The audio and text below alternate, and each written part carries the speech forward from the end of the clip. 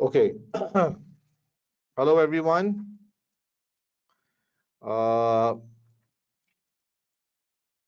Okay, a quick confirmation before we proceed.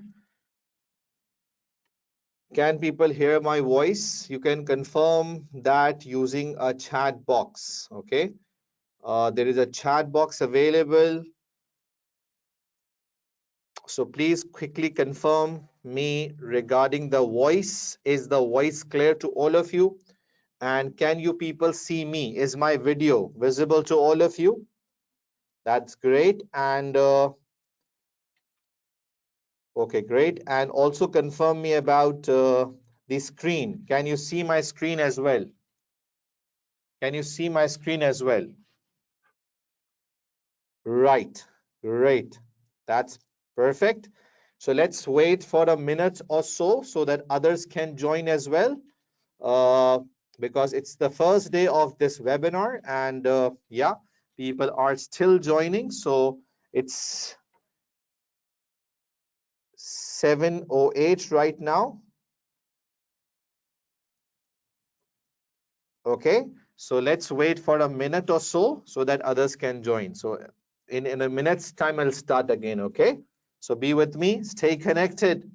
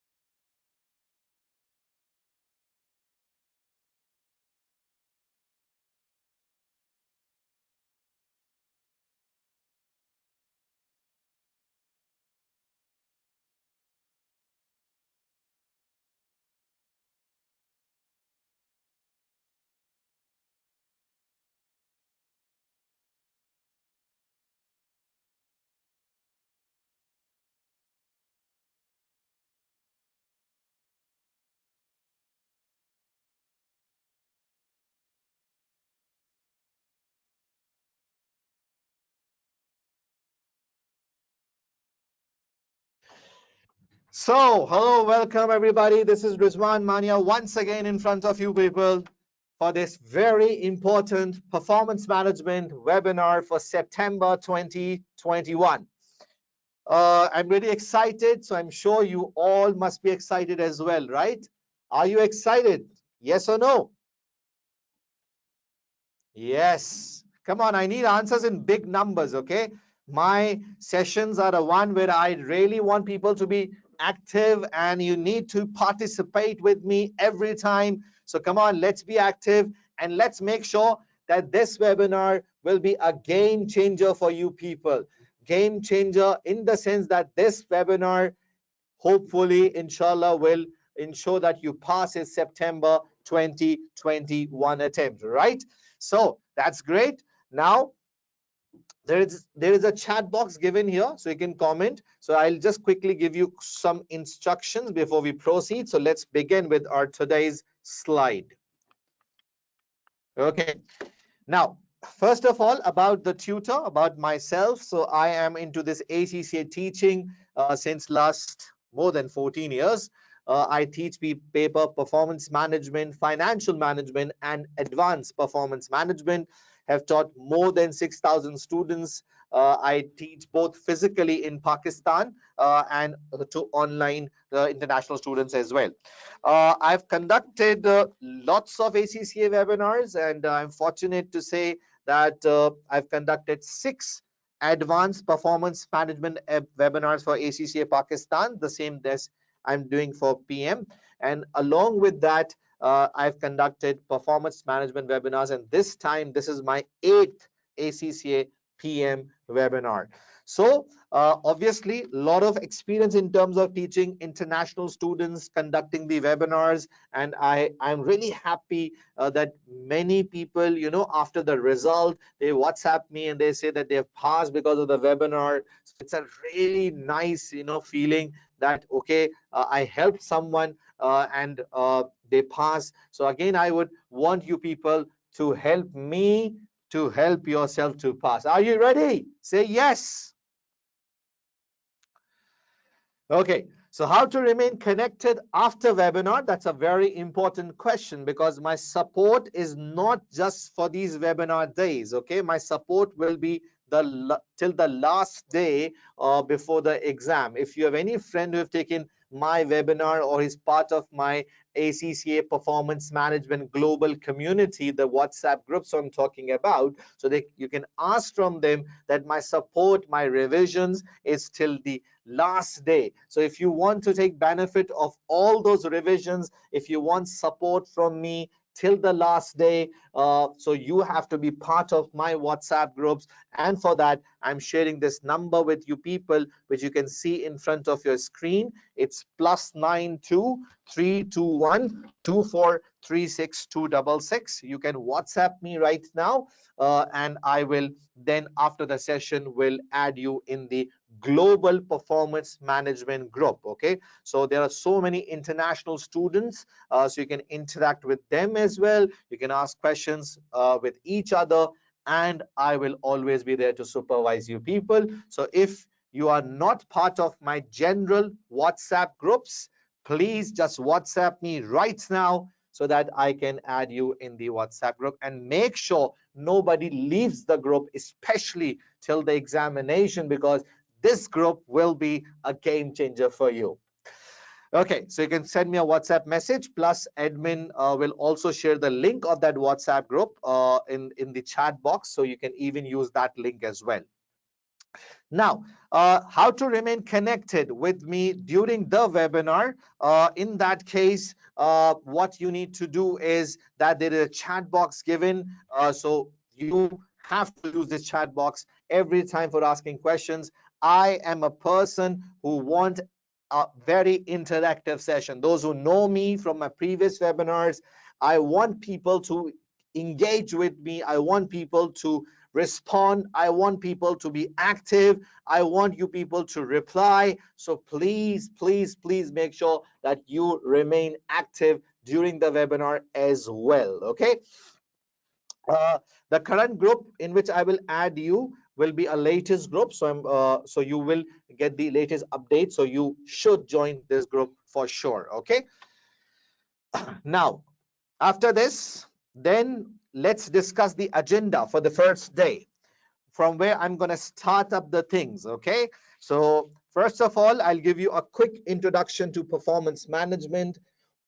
What a paper, I would say. After F2, this is a really, really interesting paper, and students, they really enjoy if they understand the basics of the paper, and they can pass very easily. So I'll try my best to make it easy for you people.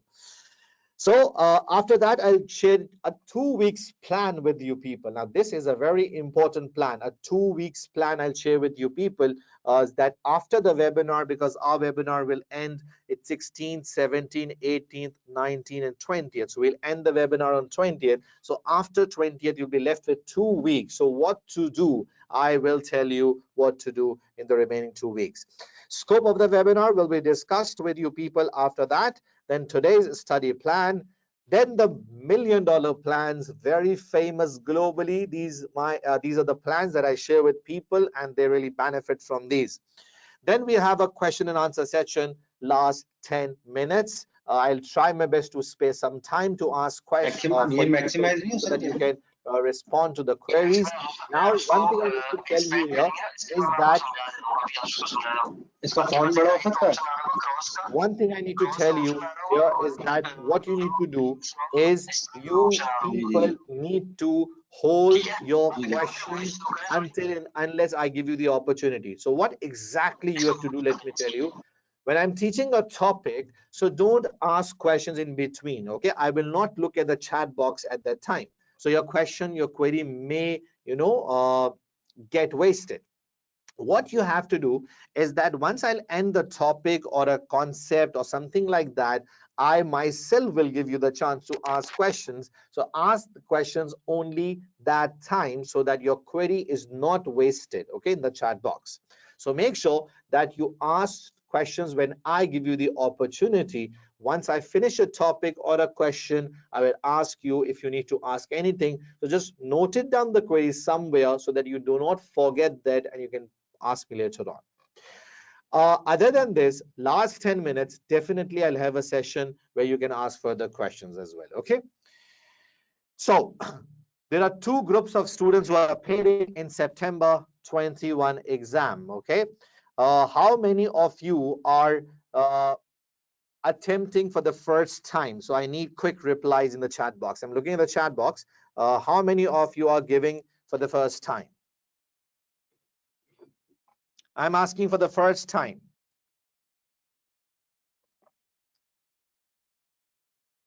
Come on, first timers, just update me in the chat box.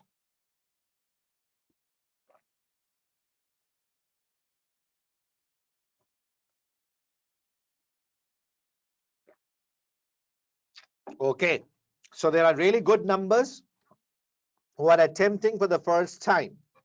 And for you, it's very important to understand a lot of things. So it's a very encouraging thing for me that many of you are appearing for the first time. This means you people will definitely learn a lot. And you will really learn a lot of new techniques, because my emphasis is on techniques, how to make things easier, simple for you people, okay? That's great. Now, so many of you are attempting for the first time, and obviously there will be many students who will be giving the paper second time or maybe third time. So for both the groups of students, my suggestion is, first timers, be really active. You can't miss any webinar day, okay?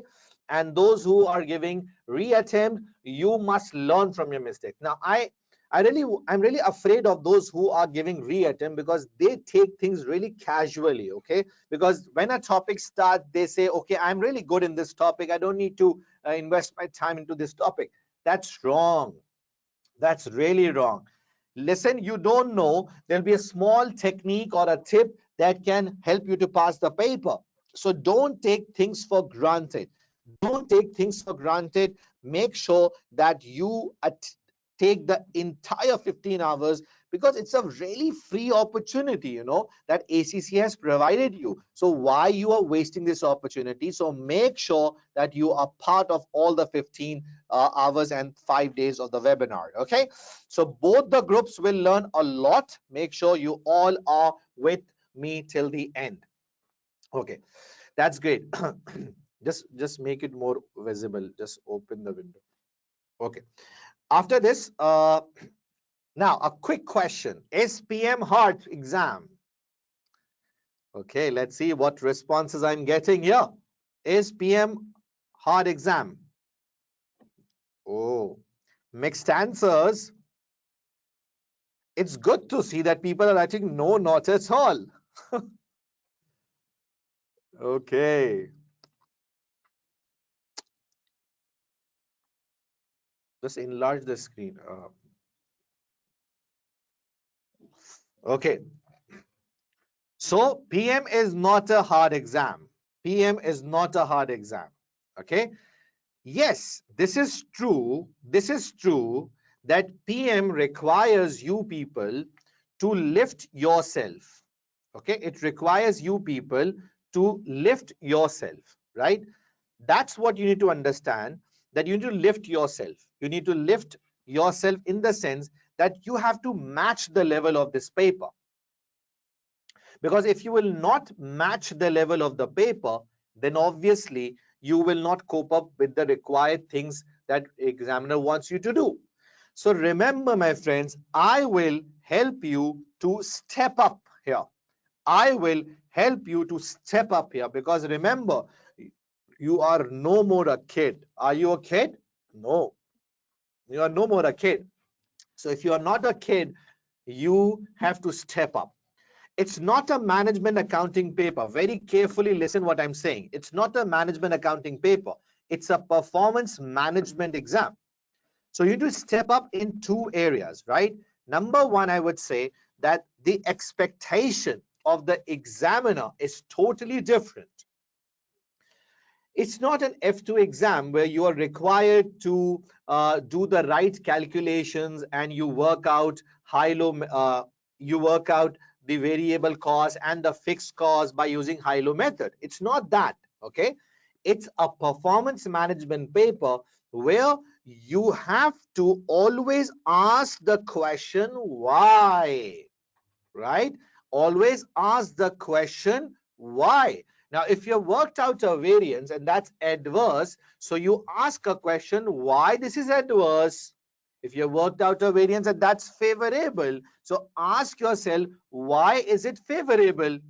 So this is what you have to keep in your mind, that ask yourself what the numbers mean. Right? Let me write this. It's a really good thing. You need to keep in mind what the numbers mean. Okay? In performance management, you should know what the numbers mean and why you have worked out a certain thing, because it's all about interpretation. It's not about numbers. It's not an F2 exam where you're just supposed to work out a variance or work out the fixed overhead or a variable overhead. Here, you need to know the meaning of what calculations you have done so far, right? Are you getting my point? So this is what you have to keep in your mind whenever it comes to performance management. Now, the expectation is totally different. That is what you need to keep in your mind. It's a total different expectation when it comes to performance management and interpretation. The focus should be on interpretations, ratio interpretation, variance interpretation. As I said, now what the numbers mean. Got it? Secondly, the paper pattern is different. It's a totally different paper. How I'm saying paper pattern is different. So I'll just quickly show you the exam as well right now, because those who are the fresh ones, though, they need to have an idea what the paper look like. It's not F2 exam where you have 50 questions there of 100 marks. This paper requires three expertise from you people. It requires three expertise from you people. Expertise in terms of section A, expertise for section B, and very good expertise for section C. The paper pattern is way too different compared to what you have observed or experienced in F2 paper. Okay, so before I show you the examination paper, this is the paper structure. So I will not take much time, so don't worry. I know you people are already aware of all these stuff. This is just a quick beginning I'm doing, okay? Section A, Section B, and Section C. Section A includes 15 objective test questions, 15 OTs. section A 15 OTs of 2 marks each. So that makes around 30 marks altogether. You need to charge it. So you need to keep this in your mind that 15 OTs of 2 marks each is what is important for you people in this case. Second, section B. Section B is a one where there will be 3 case studies. Okay, there will be a scenario given to you people with 5 OTs in each case study.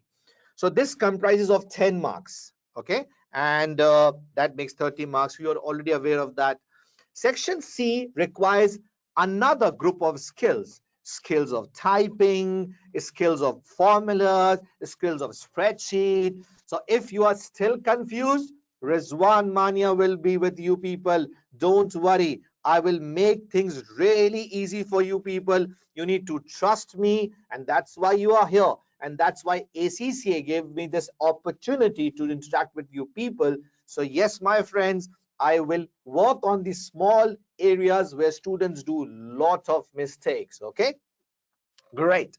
So you can see here, these are the topic areas of your paper that you are very much aware, but the only important thing I need to tell you here is the advanced costing technique, topics like ABC, target, life cycle, throughput, and environmental management accounting. These 5 topics of this section will not be tested in section C. They will only be tested in section A and B and not for the CRQs, right? It's a 3-hour exam, and obviously for me, timing is really important. My focus is massively on the timing and on time management. So from day one, I need to tell you people that it's a 3-hour paper, which means you have 180 minutes in your examination to solve 100 marks, right? So a quick mathematic will tell me that it's basically 1.8 minutes per mark. Okay, 1.8 minutes per mark is the benchmark that you have to keep in your mind. So my friends, if 1.8 minutes per mark is the benchmark that you have to keep in your mind, so what you need to do?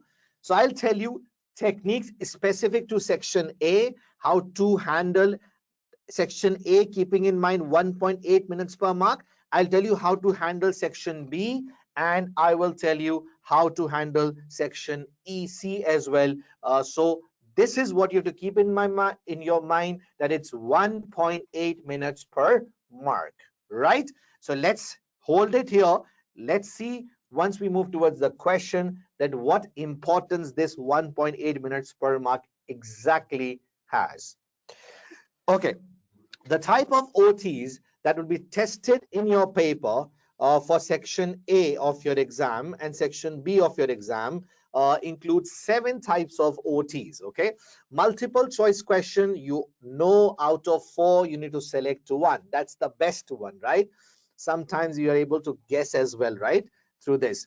Anyways, multiple response is the most dangerous when it comes to theoretical questions. Why? Because there will be no one answer. There could be 2, there could be 3, there could be 4 correct statements, which means that here you need to be very much thorough as to what exactly the right statements are. So here the conceptual understanding is really important. Fill in the blank, one of the dangerous questions when it comes to calculative questions, because it's a blank. It's a fill in the blank question where there is no options given, no indications, just input your answer. Here I have seen a lot of you struggle when it comes to the decimal policies, 1 decimal, 2 decimal, what to take. You don't know what nearest thousand means, nearest millions means, and you do a mistake and you lose easy 2 marks. Okay, so this is also one area you need to work on. Drag and drop, you just drag an option and drop at a particular place. Drop down, very much similar to MCQ, I would say sister of MCQ. because you just have a button of drop down. You just click that and you get 4 options. You select one option, right? Then you have hotspot, a graphical sort of a question where you need to identify the right area, like identify the break-even point or the profit area, so something like that. Hot area is basically true and false for you people. That is, which are the statements that are true and which are false that you need to figure out. Again, I would say for theoretical OTs, multiple response and hot area remains the dangerous areas, because in true and false, maybe more than 2-3 statements are true or maybe false that you need to figure out. And again, in multiple response, as I said, there could be more than one correct answers. So these are the difficult one when it comes to theoretical OTs, but for calculations, fill in the blank remains the big challenge. Okay, so done with this all. Now let's quickly move towards a quick skim of the paper as to how the paper looks like in the examination. So let's quickly look at the paper to see how it looks like. So for that, let's open up one of the specimen exam maybe, or if not this specimen, let's open any attempt question. I'm sure you people are very much familiar with this testing platform provided by ACCA to you people. This is, very important for you. You have to really keep a very close eye on this. Now you can see here, I'll just quickly give you the quick idea. We'll not waste too much time on this. You can see section A, 15 objective test questions, section B, 3 OT cases, each containing a scenario and have 5 OTs. Then section C, constructive response. The name is constructive response, which means you will construct the response by yourself, right? And this requires the skills of Excel. Microsoft Excel will work here, spreadsheet and Word, Microsoft Word or word processing sheet. Okay, so that's for 40 marks. Now, once you begin your exam, section A will be the first one where you can see the different type of questions coming in front of you. A very good option is of navigator, which allows you to jump from one question to the other one, so you can move very easily during the exam. There is an option of flag for review here as well. If you're not certain about this question, you're not clear about the question, you need to come back to review the question again, even you have solved the question. So you just click here, flag for review. So you'll see a flag every time in front of you like this, and this will give you a reminder, hello, you need to come back to this one again. So section A, then you have section B of your paper, where you can see a scenario on one side of the screen and the questions keep on changing the other side. The scenario remains the same. So that's MTQ, multiple MTQ, where you have the case studies available, right? Then you have section C, the giant one. You can see section C is here, where you will, this is very important. You need to scroll the windows, because if you don't, you cannot move to the next stream, and this really wastes your time in the paper. So you can see here the question on one side of the screen, and on the second side you can see this spreadsheet available for questions that are calculation based. And then when you do next, you can see again the same scenario on one side with word processing sheet for the typing of the answers. So this is how your paper is structured when it comes to CBE exams, and I'm sure many of you already are familiar with this. If you still are not, ACCA has given you this practice platform for the practice purpose. Coming back to the slides, we have seen the original CBE paper of 100 marks. Now coming towards the passing ratio. So passing ratio. Everybody, are you with me? Come on, say yes or no. Let me look at the chat box, how active people are. Respond quickly. Are you all with me? Yes or no? Right, you are with me. That's excellent. I need people to respond very fast, okay? Very, very, very fast. Right. Great, great. So if you look at the passing ratio, it's like a roller coaster. Enjoy roller coaster? So going up, down, then up, then up, then up, then down. So if you see here, last 8 attempts, so it was highest in March 21.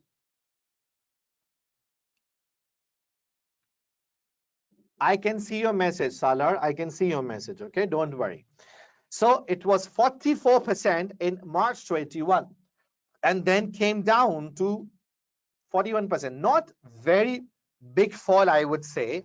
But if I compare that from previous attempt, there is a 3 points decline and there was no attempt conducted last year for the comparative.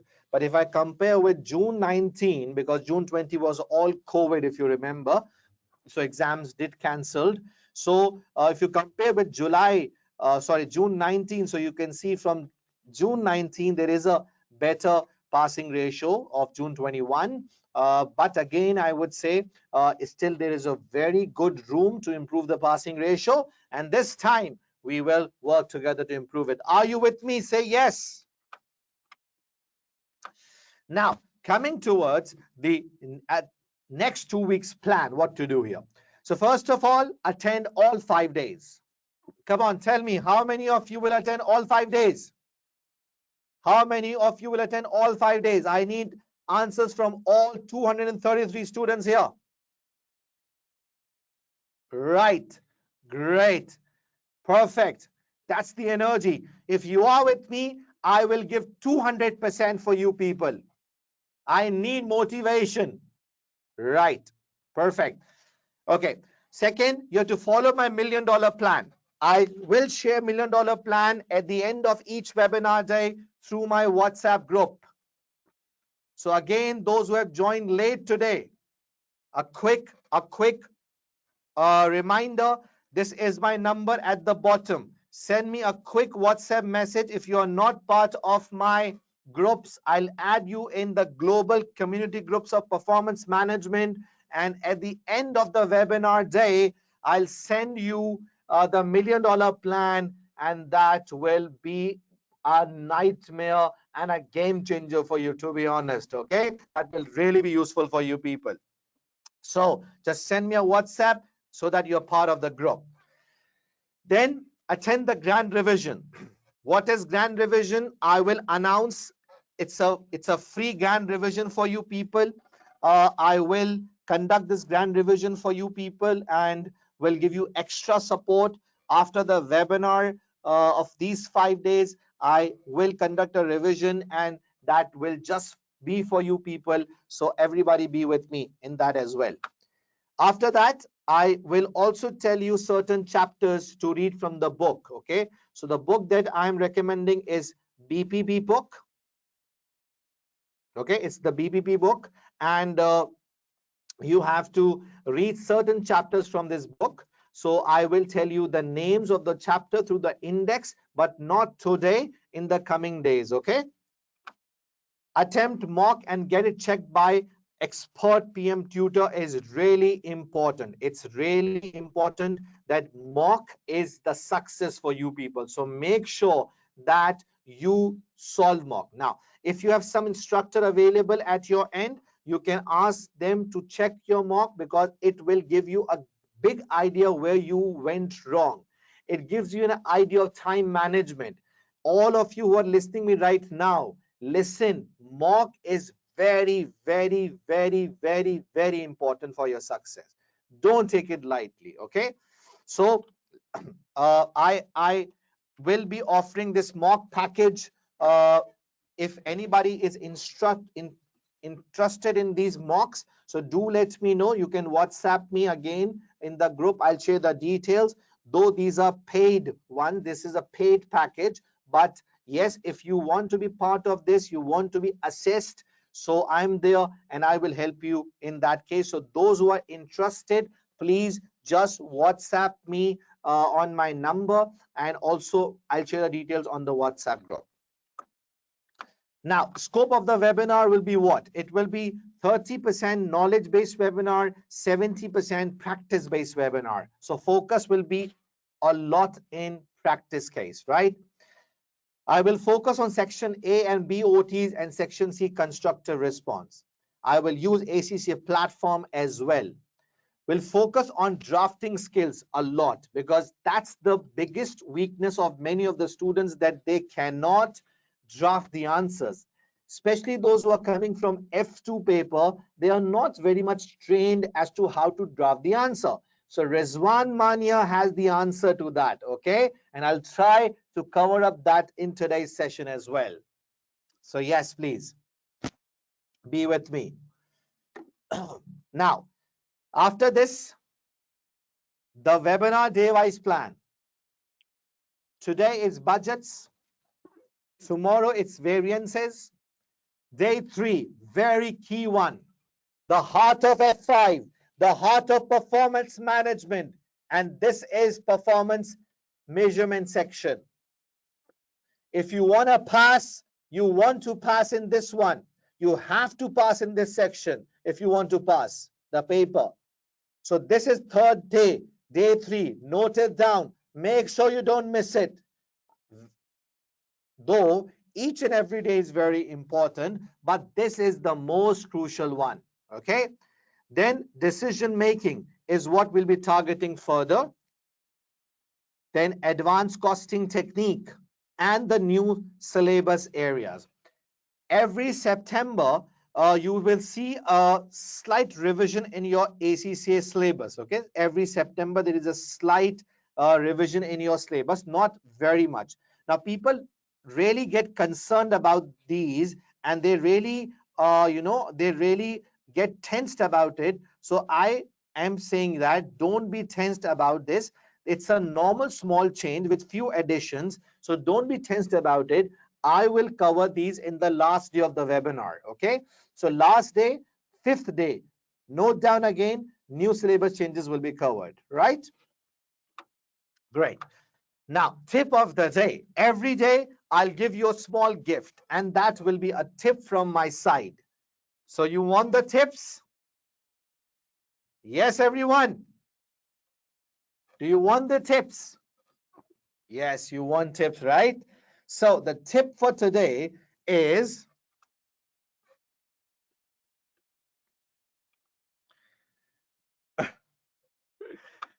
find easy marks. Rizwan Mania, best technique to pass is easy marks. Sir, are there any easy marks in the paper?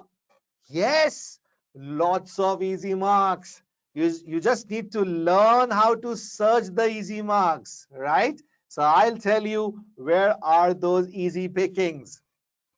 Time management means that first attempt easy OTs or easy CRQs. So how do we know the OTs are easy or not? So obviously, when you start reading the OTs, the small section A OTs, you get to know, okay, this seems manageable. So you can spend time on just reading it. You realize that is workable, solve it then and there. You think it's difficult, leave it and move on. So what about CRQs? My friends, there are requirements given in the CRQ.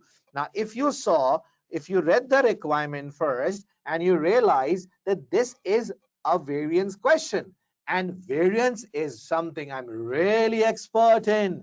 Variance is my favorite area. I know how to work out mixed variance and yield variance. Stop there, solve that question. So if you are solving areas in which you are good, areas which are your strength, you will gain the confidence in the paper. Never start with a difficult question. Now, if you all like cricket, cricket is a very famous game in Asia, Pakistan, India. So if you watch cricket, if you are a batsman at the crease, do you want to face easy bowlers first to gain the confidence, or the most difficult bowlers? Easy or difficult? I'm not getting the answers. I want quick responses. You have to talk to me. You have to interact with me. This is not a webinar where it's one-way traffic. Easy, right? So why you prefer easy? Because you want to gain the confidence. You want to play as many as shots before you face the difficult one. So why not apply the same rule in examination? So I hope you like my tip for today. Friends, today's topic, let's start with today's agenda, and that's budgeting. Now, people are really afraid of budgets because budgets is one area where lots and lots and lots of theory is tested.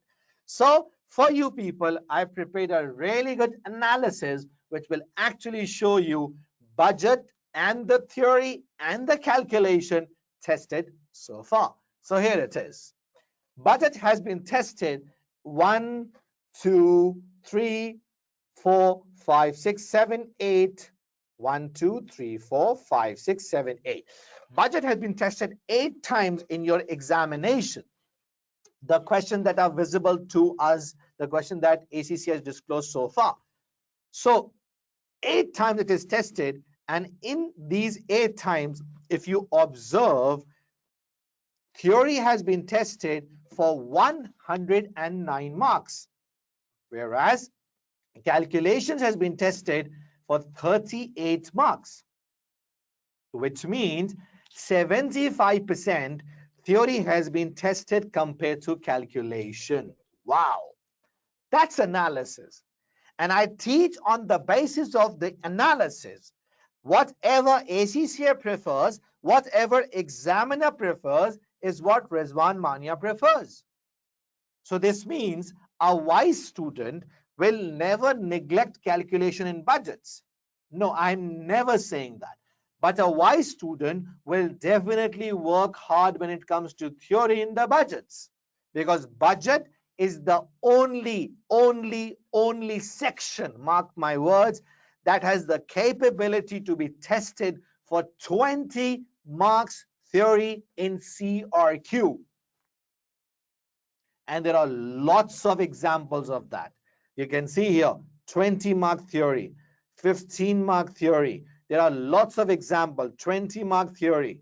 So yes, and whenever calculation did came, you can see very small weightage of the calculation was tested, which making things really clear that you need to be good in theory. So Rizwan Mania will try his best today to just match your level, to teach you how to draft theory. And I'm sure at day end, before you leave, you will give me feedback. Did the techniques help you to improve or not? Right? Great.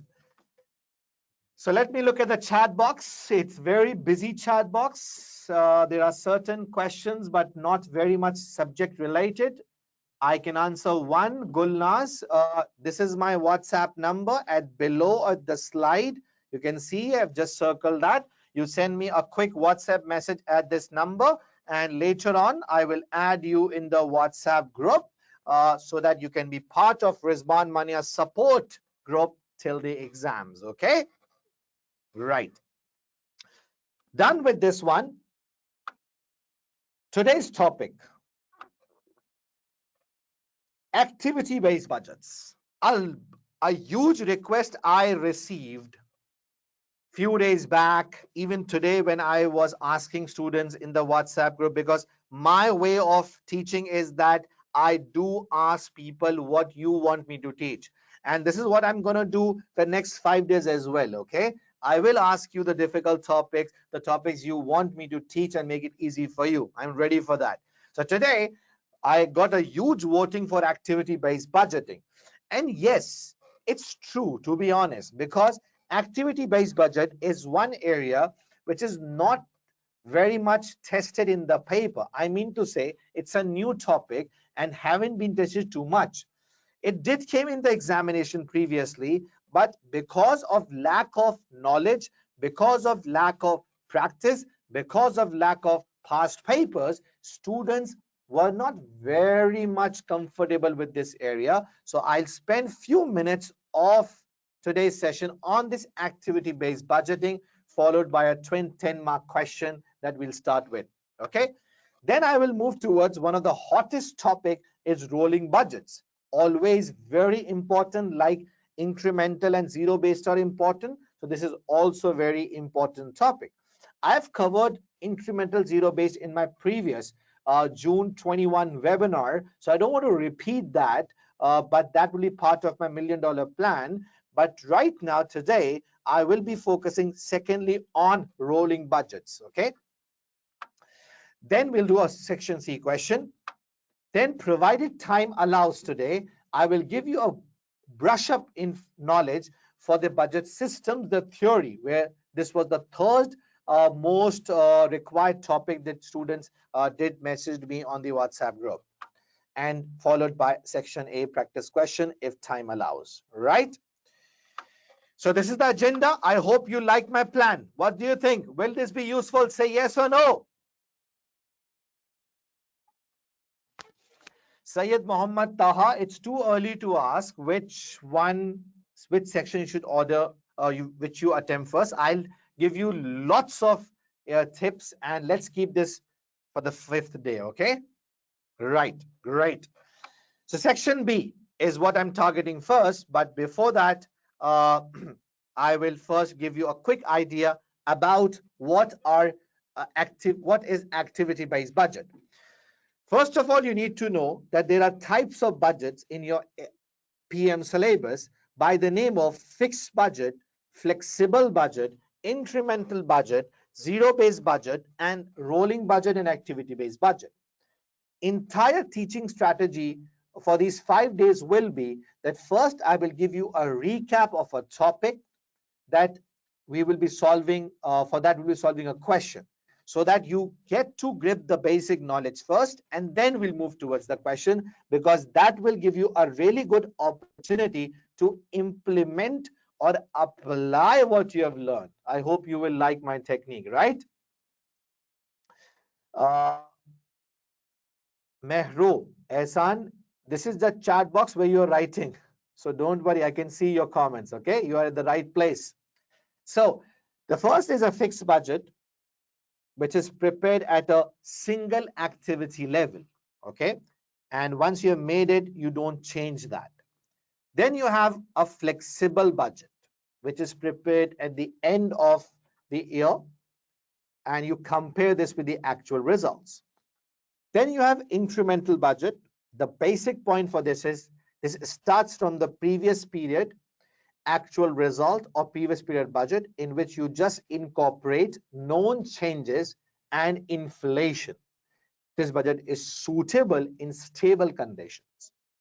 Zero-based budget, totally opposite of incremental, which starts from a base of zero, in which everything needs to be justified right from the scratch.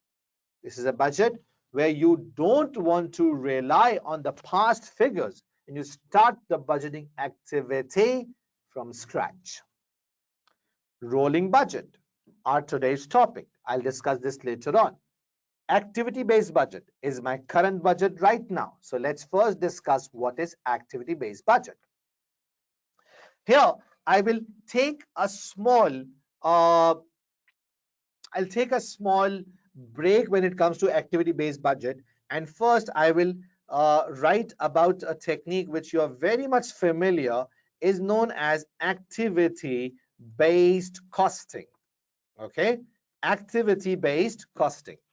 Okay, those who are thinking when I will give a break, so don't worry, I will give you a break.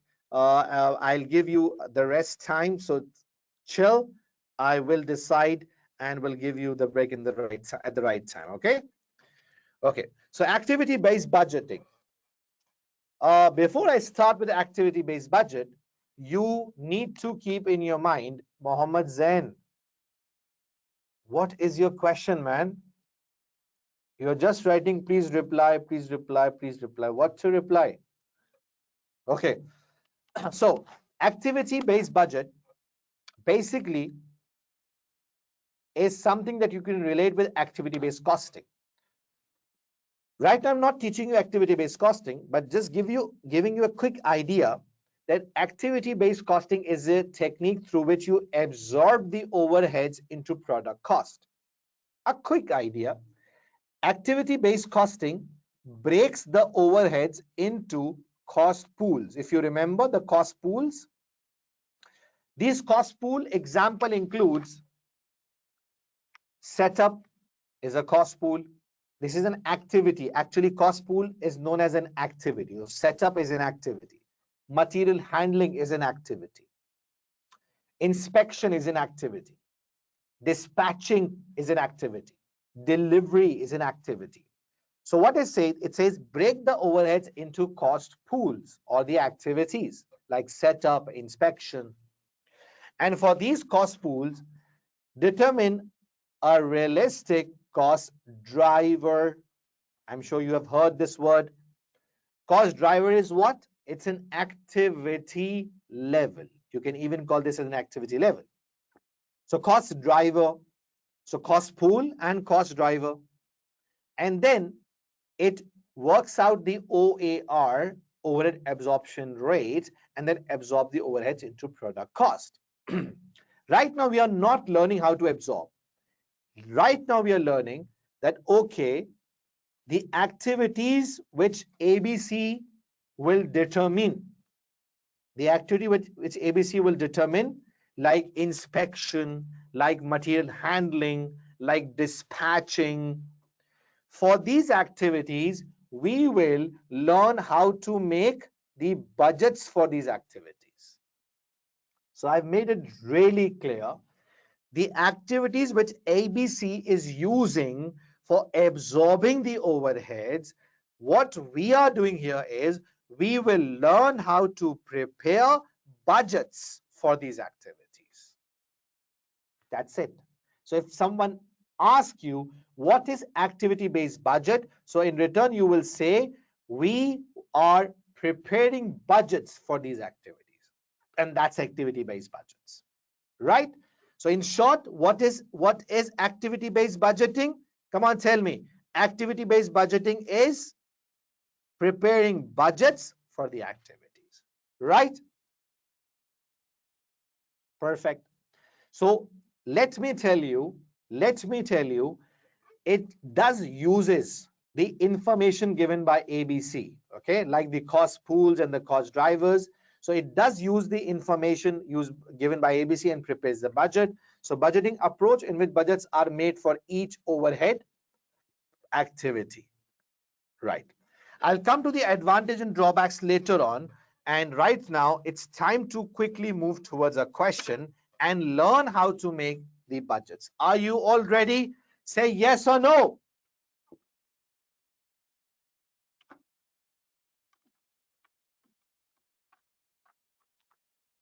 So, yes, people are with me, ready, all set to start.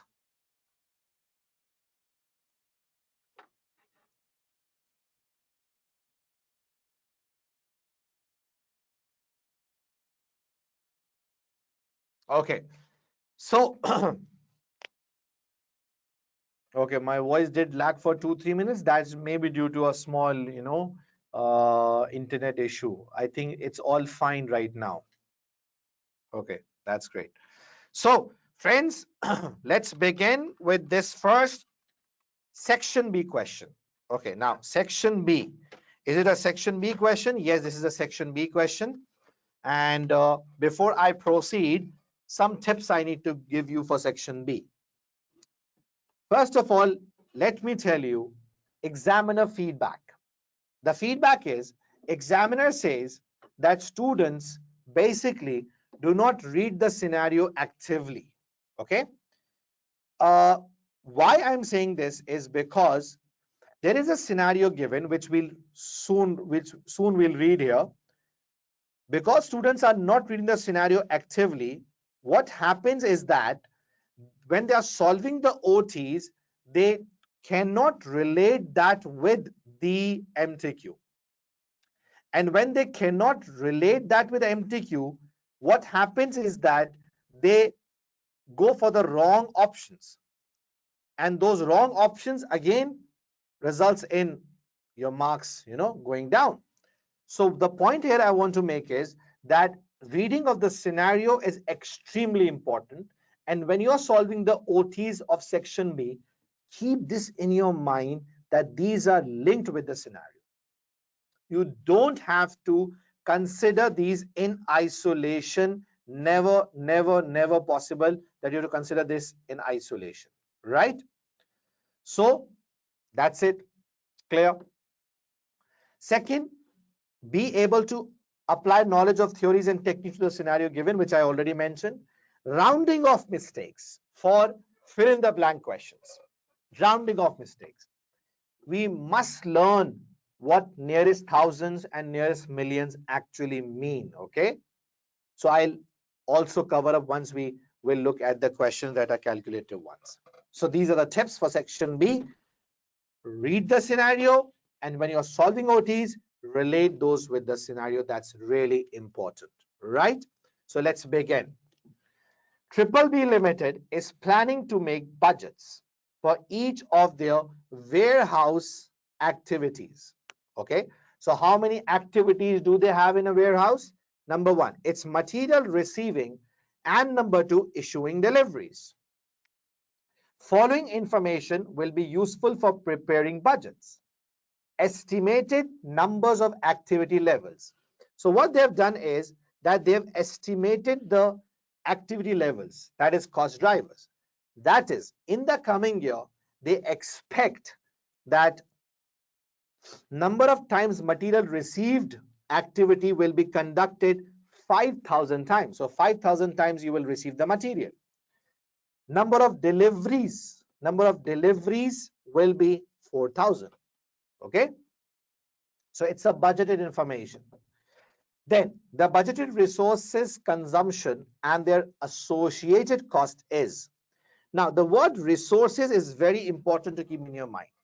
Listen everyone, when you are preparing an activity based budget, you have to keep in your mind that activities like the one they are mentioned here, receiving deliveries, the first activity name is, okay, receiving materials and issuing deliveries. Now you receive material from supplier and you issue that material to your other departments or maybe to the customer, whatever it is. You need to keep this in your mind that to perform these activities, you will be using the resources. Are you all with me? Right. You will be using the resources. So what do I mean to say by resource? What exactly is a resource? So I would say labor is a resource, manpower is a resource, people who are working there are the resource. So these are the people who are working there are basically your resources. So whoever is working there, like your workers, your supervisors and all, do you think will they charge you for that or they will give you a free service? Come on, what do you think? Will they charge you? Yes, they will charge you. Come on, you have to reply me in the chat box, okay? So will they charge you? They will. They are not your relatives. Even if they are your relatives, they will charge you for that, right? So if they will charge you for that, so that results in a cost for you. Okay. So now what exactly I'm doing here is I will see that how many resources will be used and what is the cost of that. Or I would say what will be the cost of that, because it's all future based, it's all budgeted. So what will be the cost of those resources? And considering the consumption the activity is doing of the resource, I will allocate the cost to those activities. Now, do you agree with me on this point? If you are using the resource up to 60%, so should I charge you the cost of that consumption up to 60%? Say yes or no. Yes, people are replying me, but in very small numbers. Everyone, come on. If you will remain active with me, I'm telling you, you will pass the exam, okay? So be active. So the point I'm making here is, yes, Definitely. So if you will charge that respective percentage to that respective activity, you know what are you doing? You are making a budget. What are you doing? You are making a budget. That's it. So allocation of the expected cost to an activity is basically doing budgeting for the activities. Wow, that's so straightforward. Let's actually rehearse this and see. The budgeted resource consumption and their associated cost is given to you. Where you can see resource number one is workers, supervisor, and their expenses. The amounts are given to you here with their consumptions very clearly mentioned as well. Okay, so the first question of OT is, and that's MTQ, scenario based, there will be 5 questions, is calculate the budgeted cost of receiving material and issuing deliveries. So now I'm teaching you how to make a budget. So be with me while I'm solving this. I will quickly tell you the budgets that I'm making here. So I'll make a budget for receiving material and issuing deliveries. Okay. How will I do this? I look at the workers' wages first. Workers' wages. 60% is consumed by the material receiving, which means that 10,000 into 60% is how much? 6,000. For issuing, 10,000 into 40% is how much? 4,000. Okay, simple. Supervisor cost, 50,000 will be the budgeted cost of the supervisor. 70% of the time of supervisor will be, consumed in receiving and 30% for deliveries. So 50,000 into 70% and 50,000 into 30%. Okay, so let's use the calculator here. It's 50,000. Can any one of you tell me before I calculate? I can't see. 35,000, right.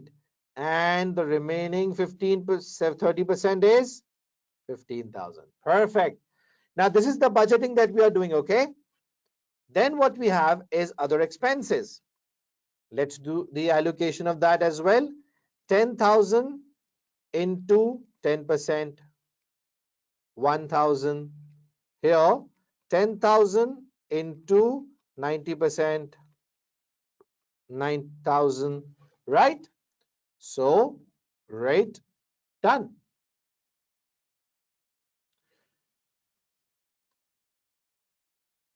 Clear? So what you have here is 6,000 plus 35,000 plus 1,000, and the total budgeted cost for receiving material is how much? It's 42,000. Okay, clear? For issuing deliveries, how much is the figure? Can anyone quickly tell me? 28,000. Right? Clear? Done. So the first part is 42,000. Fill in the blank. This one, 22,000. Did you understood? This is the budgeting that you have to do in activity-based budgets.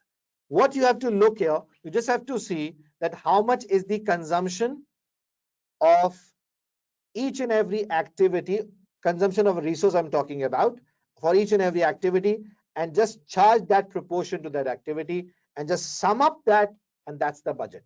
So the expected budgeted figure for receiving material will be 42,000 and for issuing deliveries will be 28,000. Okay, my friends, I'm requesting you people to ask as many questions as you want to. Don't be afraid to ask questions. If you are struggling with anything, I will answer you. I will be with you till the last day of your paper, and that's my promise. Those who already know me before, they will give this surety that what I'm saying is right. Okay. So please, please, you ask questions whatever you want to.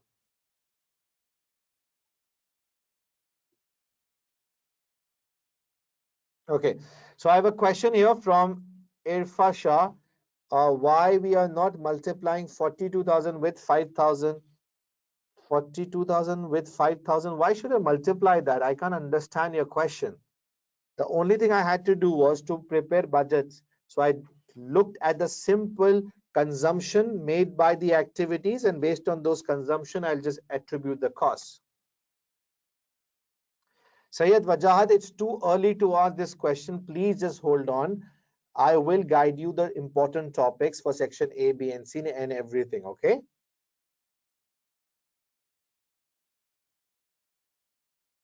If they are per unit, so you even need to work out per unit. You need to look at the consumption per unit, okay? And for example, 2 hours will be required and the cost per hour is, for example, $4. So like this also you can work out for per unit.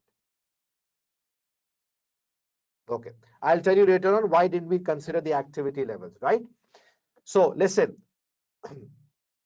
done. On the basis of resource consumption that is expected, you will simply allocate the cost. And that's what I've done. Now, just to give you a quick idea, what complication can further come in your paper? Do you want to know that complication?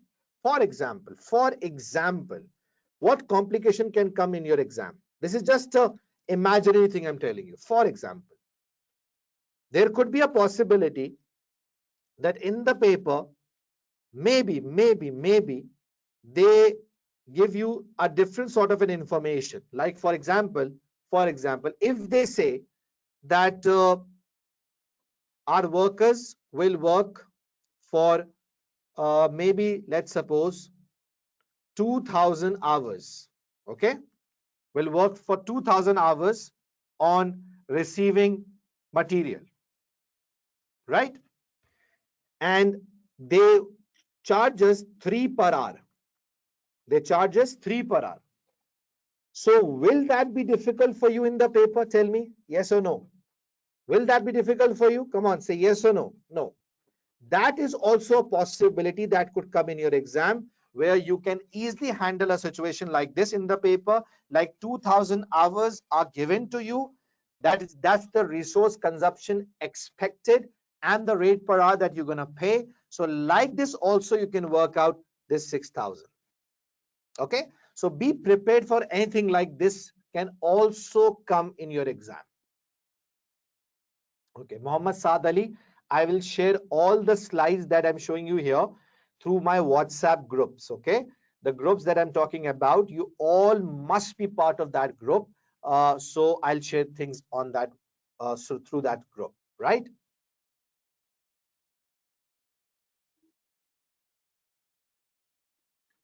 Okay, so I think that's clear.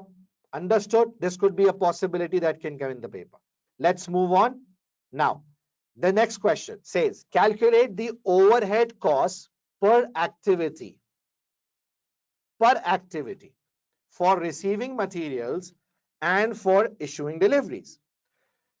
So now what are you supposed to do in this one? You have to work out the overhead cost per activity. So this is a budgeted cost for you, the budget that you have prepared, right? Now, if you look in the question, they gave you the estimated activity that you will consume, okay? And that's the expected, that for example, there will be 5,000 material, 5,000 times material will be received and 4,000 times deliveries will be made, right? So now what you're going to do is you will divide this 5,000 and 4,000 activities, okay, and you will work out the cost per activity. Let me quickly check, is this 5 and 4? Yeah, So you will work out the cost per activity. So 42,000 divided by 5,000 gives you 8.4 as your answer per material. Okay, per material received. Where is the rubber? Yeah. Oh man, it's not working. Okay, that's great. So per material received, the cost is 8.4. And for this one, it's 28,000 divided by 4,000 is 7 per delivery. Okay, so that's the budgeted cost per activity. So can you tell me, any one of you, let me see first 10 people who will respond me. Let me check first 10 people who will respond me. This is similar to what? Anything that you have covered before. This is similar to what? Can any one of you? Any 10, first 10 people. So here we are. Yeah, great. First 10.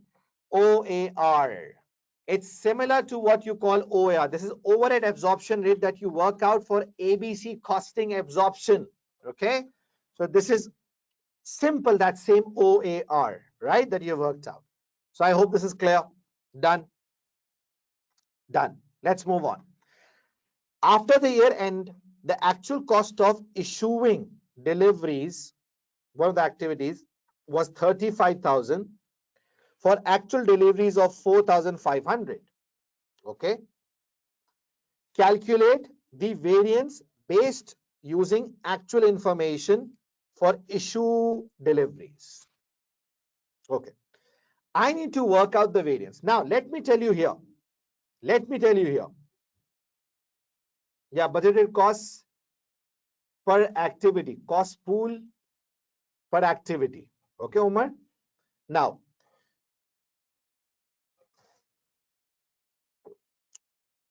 why you prepare a budget? Everybody, you need to be with me, okay? Why you prepare a budget? We prepare a budget to control the cost. Is that the reason? So here you are preparing a budget to control the budget, to control the cost of an activity. And one way to control is to compare the cost that you should have incurred compared to what is incurred, which means I will compare the actual cost of 35,000, okay, and this was for 4,500 actual deliveries with the, okay, flexed costs. Now, the comparison should always be like with like, and that's what flexible budget is. Flexible budget is a one that is useful for comparing like with like. It's useful for comparing things like with like. So I will compare this with the cost that should have been. And what's that? For actual deliveries of 4,500, what should be the cost? So as you see here, 7 is the cost per delivery. So what I'll do is 4,500 into 7 will be how much? So let's have a look here. 4,500 into 7. Before I do calculation, let me see who is responding. It's 31,500, right? 31,500, which means that the cost for 4,500 deliveries should have been 31,500, but in actual, the cost of 4,500 is 35,000. So is it a like with like comparison? Yes, it is. For 4,500, the cost should have been 31,500, but it did cost 35,000. It should cost 31,000 and it did cost 35,000. 31,500 it should cost. So are you getting a difference here? A variance here? Yes or no? Yes, you are getting a variance of how much? 3,500. Come on, guys. Is it favorable or adverse? Is it favorable or adverse? Quickly, quickly, quickly, quickly. We don't have time. It's adverse or favorable? It's adverse, which means the cost should have been 31,500, but it is 35,000. For 4,500 deliveries, more cost was incurred compared to the expected flexed cost. So it's an adverse situation, and there is a room for you now to control the cost for the next time. You have to see why your cost went up compared to the flexed cost. That's the purpose of activity-based budgets. Are you getting my point? Okay, just wait. Isha Naveed, just wait. I'm using an example here to teach you. Let me tell you honestly, we haven't seen any past paper question that examiner has made it clear in the exam portal, and that's an unfortunate thing, to be honest. Despite the fact I'm giving you the concept and the knowledge so that you get to know. Okay, so I'm still doing a very good job, I would say here. Okay, no. Flexed, remember comparison, Arij Khan, comparison is always like with like. Let me tell you one more thing. If you can just keep in your mind the variances that you solve, okay? All those variances are also like with like, where you take actual units to see how much is the cost for actual units and what should have been. So always this is like with like. Okay? Clear? Yeah, again, always it's flexed against actual. Ganga, you are up to the mark. Flexed cost means that based on actual units, standard cost based on actual units. Okay, if you see here, this was the budgeted cost per delivery. So as per the budget, the cost per delivery is of 7. So for actual 4,500, it should have been 31,500. And that is what we say like with like. Okay. And what is like with like? That is for 4,500, the cost should have been 31,500 as per the budget, but it is 35,000. So that's where the cost is more.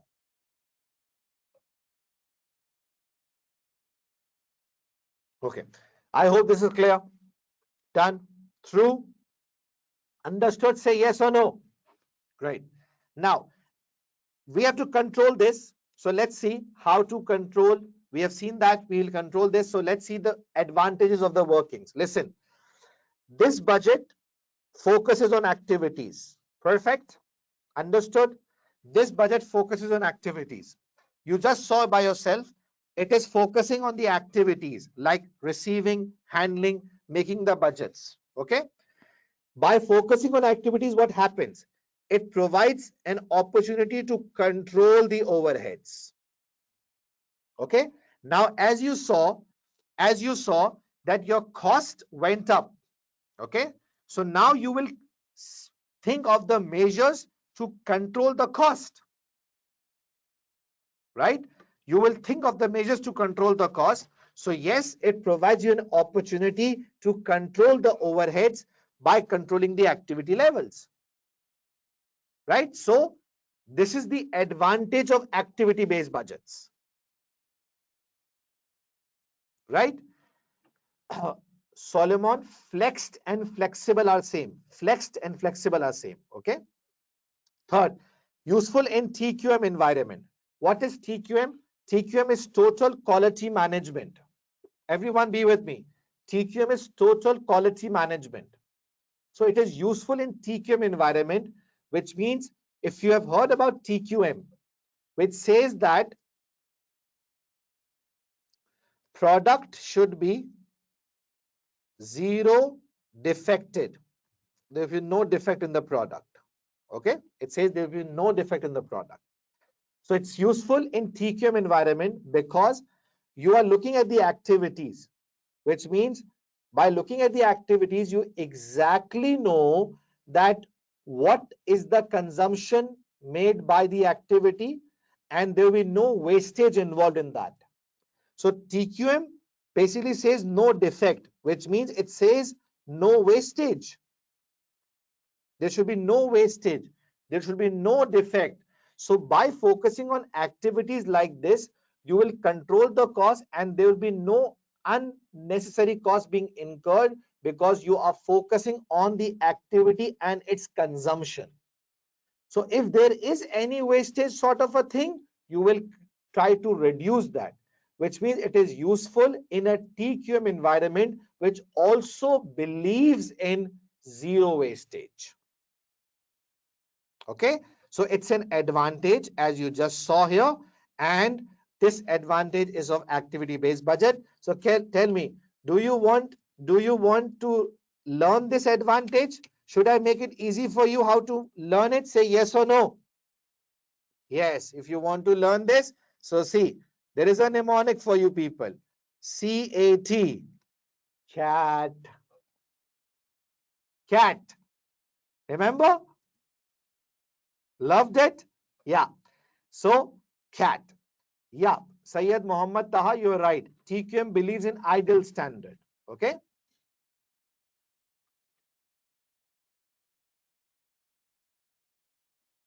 Yeah, Syed Muhammad, I just replied your question here. Right. So that's great. Now, disadvantages, the biggest and the most heaviest one, this is costly because billions of rupees relates to overheads. Overheads are of billions and billions of rupees. So you have to break the overheads into cost pools, so many cost pools, and you have to make the budgets for so many cost pools. So this will be costly, will be time consuming because you have to prepare budget for each activity. So if there are so huge significant overheads, breaking those into cost pools and then finding out the budgets and preparing budgets for that definitely will be time consuming. Okay, done. Okay, so let's apply our knowledge that we have just learned. Again, going to the questions. So let's solve the theory based OTs quickly. Are you with me? Please answer. Cat. Syed Mohammad Hassan, that's a mnemonic. C for control. Okay, let me tell you. C for control here, A for activity here, and T for TQM. Okay, right. Come on, tell me the right answers. Which of the following statements are true regarding activity-based budgeting? Now, when you're solving question like this, so do look what you want to find. So you do find a true one. Let's see. The cost determined using activity-based costing are used as a basis for preparing budgets. Come on, say quickly, yes or no? Yes, this is true. Because I did mention earlier, it uses the basis used by ABC. Yes, that's perfectly fine. Second, the ABB, the aim of ABB is to control the number of units output rather than cost themselves. True or false? This is false. No, the focus of ABB is to control the overhead cost by activity levels, by reducing the activity levels. So the focus is on activity levels, not the number of units output. Right? Clear? This means the correct answer is A. Theory going with calculation. Loving everyone? Great. Second, question 5. Quickly. Come on, I need answers from you people. You have just 30 seconds. Then I'll give you a quick tip here for section B. Which of the following statements regarding the drawbacks of ABB are true? Drawbacks. Is or are true. Which means there could be more than one drawbacks. Is or are true. More than one drawback. it is not useful, it is not always useful or applicable, as in short term, many overhead costs are not controllable and they do not vary directly with changes in the volume of activity for the cost driver. ABB will not be able to provide useful information for TQM program. Now let's do one thing here. Let's take our first break. And along with that, I'm giving you 30 seconds to think about the answer. We'll take a short break now because it's the time for a break. So I'll take a 5-minute break. But in this break, you refresh yourself. Don't leave. Think about the answer. Once I come back from the break, I'll tell you the answer. We'll give you a good tip and we'll move to the next topic. So right now it's 8:32 here. We'll resume the class at 8:37. Be with me. Think about the answer. See you at 8:37.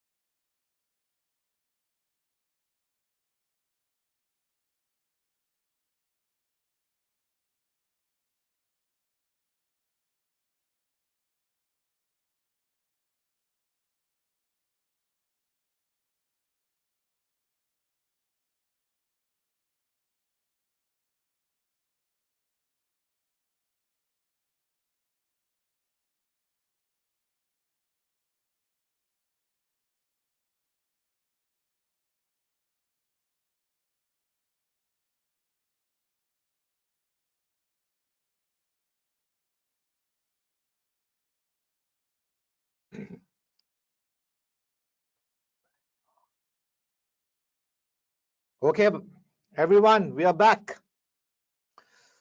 So let's continue and let's start again from where we were. As I mentioned, now let's see how many of you found out the answers. Let me check the chat box to see what are your answers. Okay, very few answers, disappointing. Now, it's not always useful or applicable, as in short term, many overheads are not controllable and do not vary directly with the changes in volume of activity for cost driver. So just keep this in your mind that this question did mention that you are focusing on cost drivers, right? And activity-based costing or our activity-based budgets. Now, what they say that overheads in long run are related to the activities. For example, if number of receiving deliveries will increase, okay, if the receiving deliveries will increase, so this will result in increase in the activity cost. If number of issues are going down, so this will result in a reduction in the cost. So the point is that this OT is, the first OT is correct in saying that all the overheads are not perfectly related to the activity levels, okay? And if they are not, then you can't take the benefit of that or you can't control the cost, right? So this is totally correct, no issues at all. Second, ABB will not be able to provide useful information for TQM. That's totally wrong because you know cat, the T of cat says that, the T of cat says that what? The T of cat says that yes, you will take the benefit of ABB for TQM, right? Clear? So that's okay. We are done with this first OT for today. You have any questions? Just put up here. We are done with the first one. Just shut the camera, change the battery, keep it open. Okay. First one I did said, listen, activity-based budget basically says that overheads are related to activity levels. The more the activity levels, which means the more the receiving deliveries, the more will be the cost of receiving in long run, right? You are getting my point? So it says that it is not always useful or applicable, which means there is a possibility that it might not be useful every time, because in short run overheads and the activity relationship may not be there. Okay, are you getting my point? So there is a possibility in short run, because overheads, if kind of a fixed one, so in short run they does not relate to the activity levels. In long run everything is related to activity levels, right? In long run, the more the activity, the more will be the overhead cost. But in short run there is a chance that overheads are of that nature that it doesn't relate to the activity levels, and if that is the case, so you can't use activity based costing, and that will not provide you much benefit, because if uh, these are not related to that, so you can't make it useful for controlling the cost. Okay,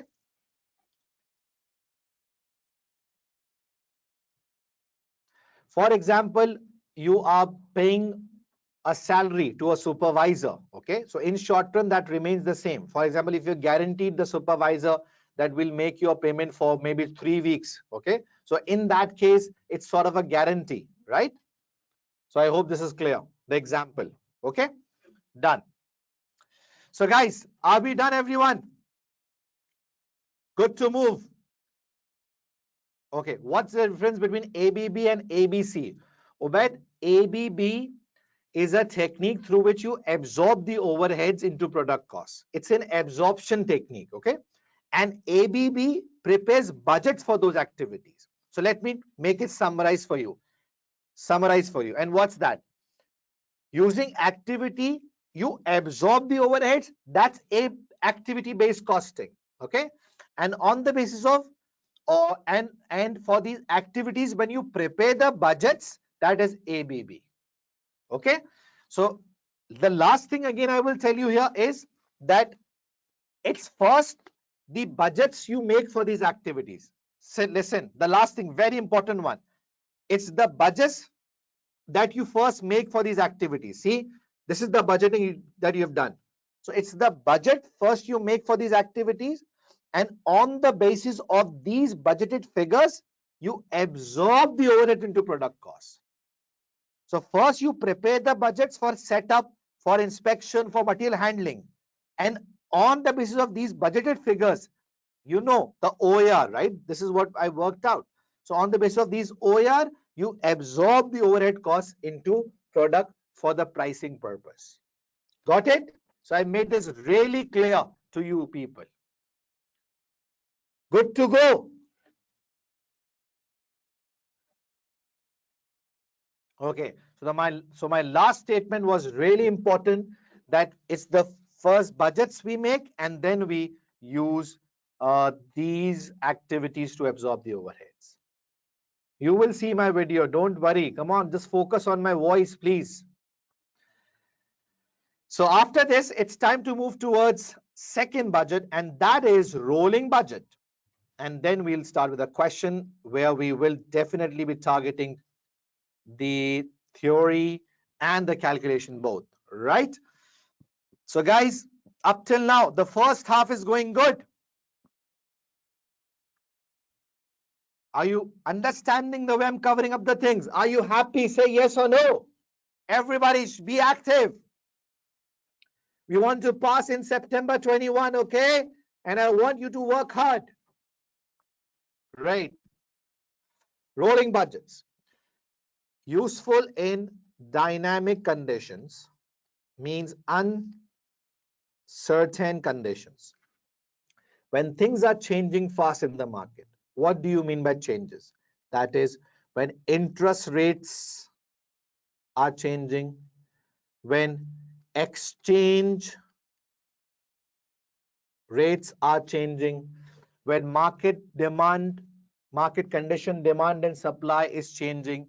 So when interest rates are changing, exchange rates are changing, demand and supply is changing, that is uncertain situation. Every month things are changing. The best example of this is pandemic. It's COVID-19 situation. Come on, can you tell me, are we certain still what will happen? Even though there are vaccines in the market, still we are sure what's going to happen next. Tell me. Schools are closing, markets are closing, opening. In this situation, the best suited budget is rolling budget. Right? Perfect. So do keep this in your mind, that what we do in rolling budget, a quick idea I need to give you, budgets which is regularly updated by adding a further period once the previous period has expired. Okay, now how you do it? So I'll take few minutes to build up your concepts, and after this I will move towards a question. So just listen about the concepts first. Okay, so let's use an example here. For example, traditionally you used to make a fixed budget, right? And that's for 12 months. So let's assume we have made a 12-month budget, and that's for 2005, right? Okay, so your budget is for 2005. Now for rolling budget, what you will do, the first thing is, I will not repeat this again, so please listen to me very carefully now. Okay, I want to save time here. The first thing you're going to do is you will look that whether the changes in the market are monthly or they are quarterly. So first of all, you will look how quickly the things are changing. If the things are changing on a monthly basis, so you will divide the budget into 12 months. Okay. If the changes are quarterly, which means every quarter a new announcement is done by the government about the next plan. This means you will break your budget into 4 quarters. So let's assume this is quarterly. Okay, so that's quarter 1. That's quarter 2, that's quarter 3, and that's quarter 4. Okay, so you will divide this into 4 quarters: quarter 1, quarter 2, quarter 3, quarter 4. Now, what I said, if you have heard that, depending on how quickly uh, the things are changing. Okay, so it's quarterly now. Done. Moving forward, the immediate budget that you have, the quarter 1, if you're standing here, so the immediate budget is quarter 1. For immediate budget, you do detailed planning. And for the other quarters, you do planning, but that's less detailed planning. Now the question is, why do you do like this? Why detailed planning for quarter 1 and why less detailed for the remaining quarters? This is a very good question. Because you are not certain what's going to happen after every quarter. So things which you think will change, you will not fix those at the start, and you will keep a margin, you will keep a room for them, so that once that quarter comes, before that you can plan accurately. That's why you do accurate planning for the immediate quarter and less detailed planning for the remaining quarters. Perfect, sir. Now listen, once the first quarter expires, I'll be quick here. Once the first quarter expires, adding a further period, once previous year expired, you add another period into the budgeting system, and that's quarter 1 for 2006. Perfect. Agreed. Okay, once the first quarter expires, you'll add another quarter into the budgeting period. Done.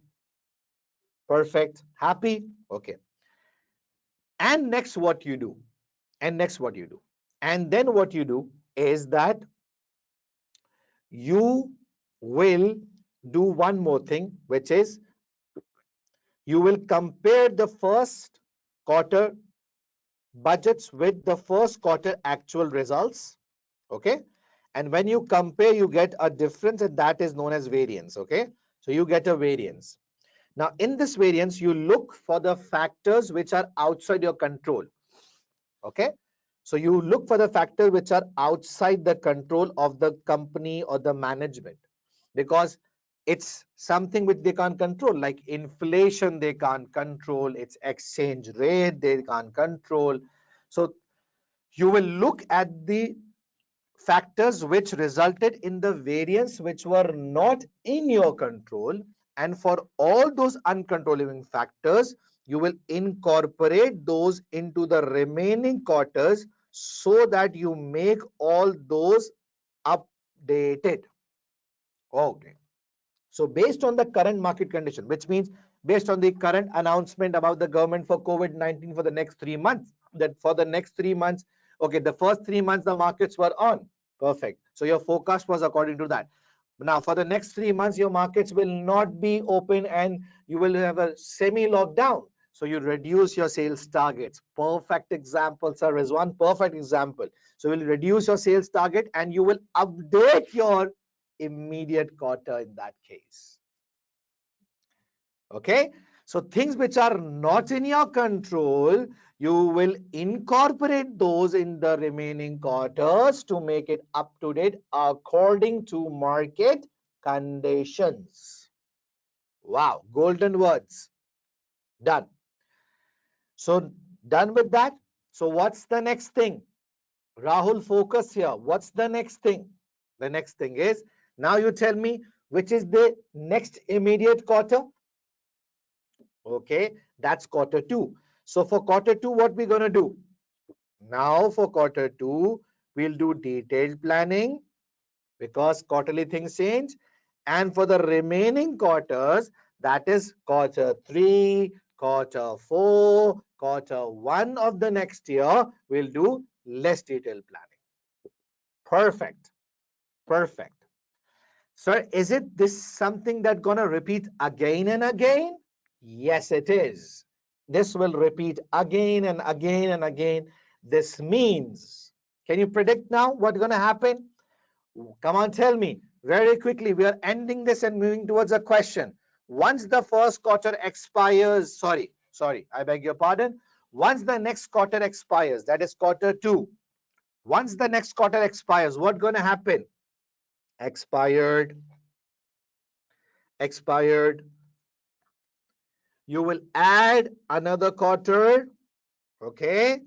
You will compare quarter 2 budget with quarter 2 actual results, and those things which are outside your control based on the actual market, okay, because actual market is the best representative of the current situation, so you will incorporate those into the remaining quarters and we'll make an updated budget, and that's the constant work you are doing by again and again and again and again and again.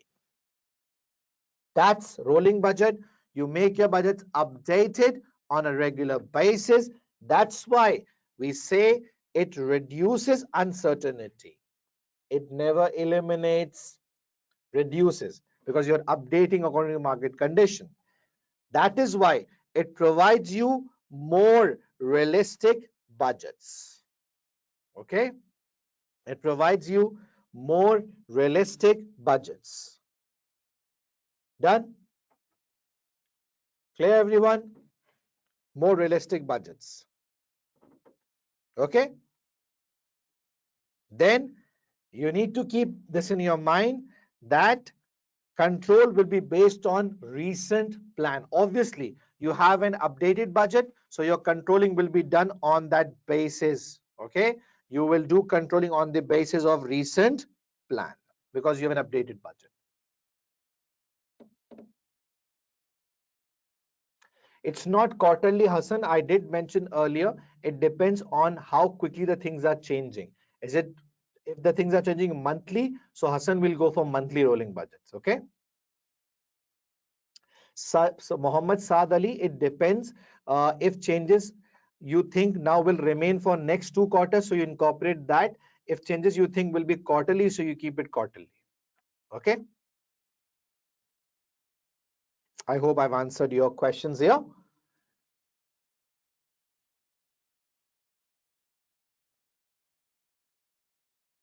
Yeah, obviously, Atiq, Zubair, we do incorporate that. Right? Done? Dusted? Concept clear? Zainab Aftab, you are asking a question in a chat box, and this is the chat box where you to answer the ask the questions. Okay?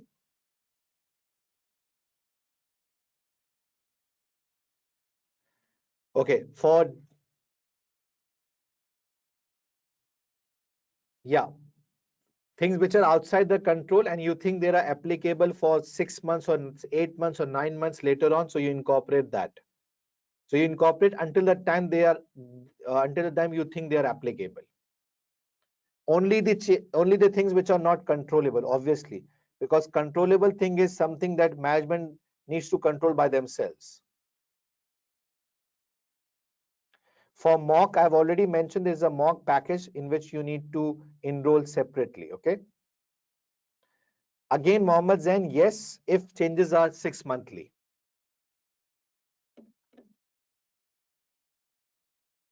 Okay.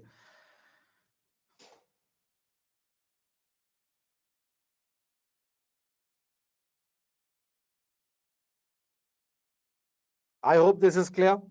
That's not an issue. So you can see the advantages here. Now let's move on to a past paper question. Now this time the question will be a CBE1 question. That's the section C, done with section B. So for section C, there are certain instructions I need to give separately for section C. First of all, for section C, theoretical questions, students do not understand the question requirements. I will give you a very good technique for this. That is, I will give you the technique of verb and objects through which you can easily understand the question. Candidates are struggling to use spreadsheets. So I'll teach you how to handle and use a proper format for the spreadsheet. Okay. Candidates do not relate answers with scenario. That's again for theory based one. You are not linking your drafted answers with the scenario. So again, I'll show you and give you example of that. candidates are not focusing on gaining easy marks. Yes, this is very true.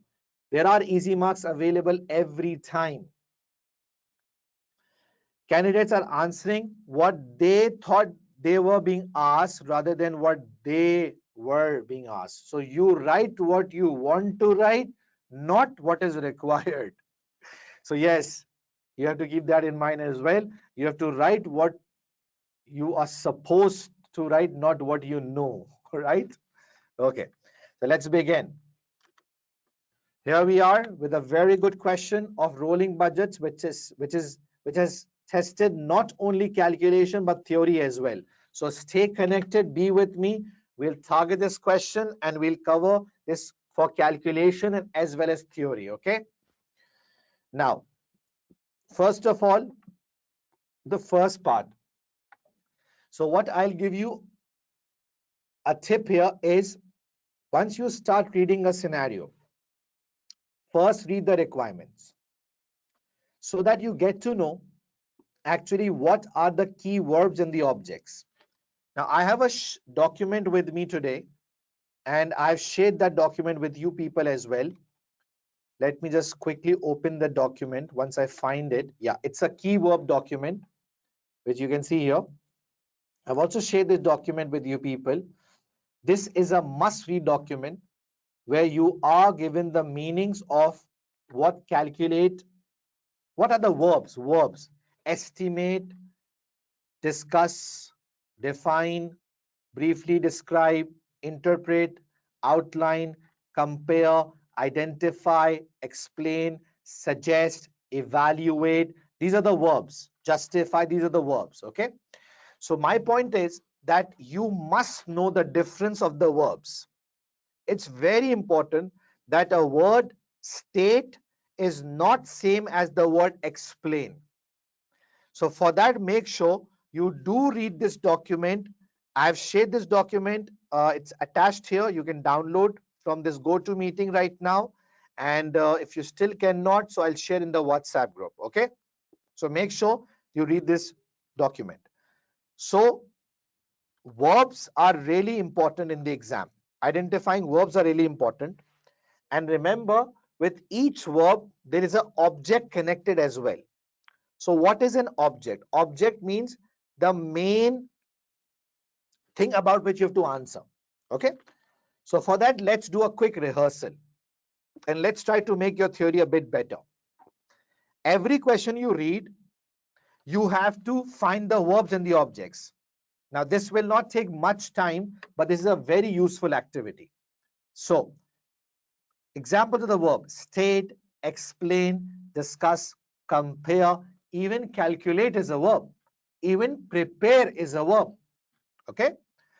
Now, what to prepare, what to compare, what to discuss, what to explain, what to state. Want to make this your core area? Say yes or no. Want to be like this? Flying kick? Yeah? You want to be? Okay, so concentrate. So, what to explain, what to compare, what to define, what to calculate, that is object. That is object. See, for example, state advantages of flexible budgets.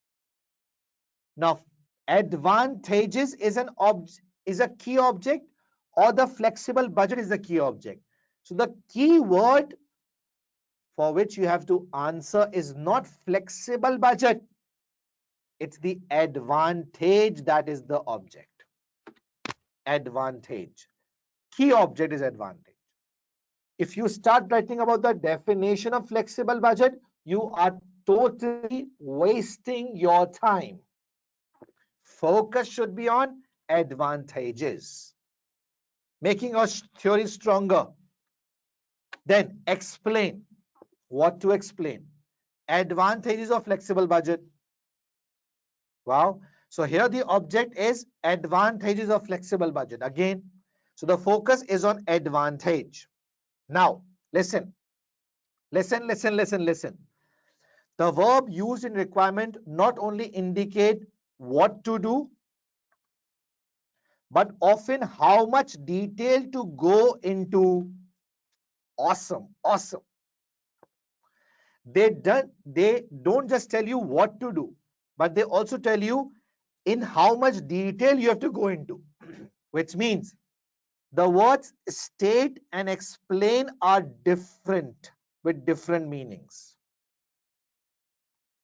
Now, why I'm saying this? Why I'm saying this? Listen, flexible budget advantages remains the same, object is same, but the verb is changing, which means the level of detailing will be different. When you are required to state the advantages, so you just have to state the advantages of a flexible budget. Like for example, if I give you quick idea using the rolling budget example here, so the advantage of rolling budgets were what? It reduces uncertainty.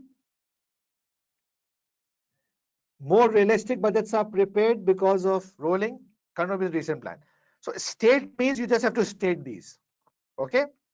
But when it comes to explanation, so now your focus will not be just on saying it reduces uncertainty, or you will not say that it gives you more recent or realistic budgets. But now you have to tell why this is an advantage for the company. Explain why for a particular company this is an advantage. For example, I'll give you a quick idea.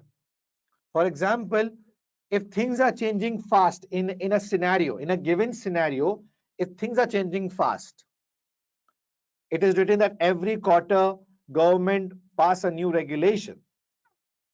So now your answer of explanation will be that rolling budget provides a more realistic plan, and then you will say, which is very much relevant to the current ABC company, where regulations are coming every 3 months and you need to update the budget. So here your answer, if just restricted to rolling budget provides a realistic plan, will not give you marks.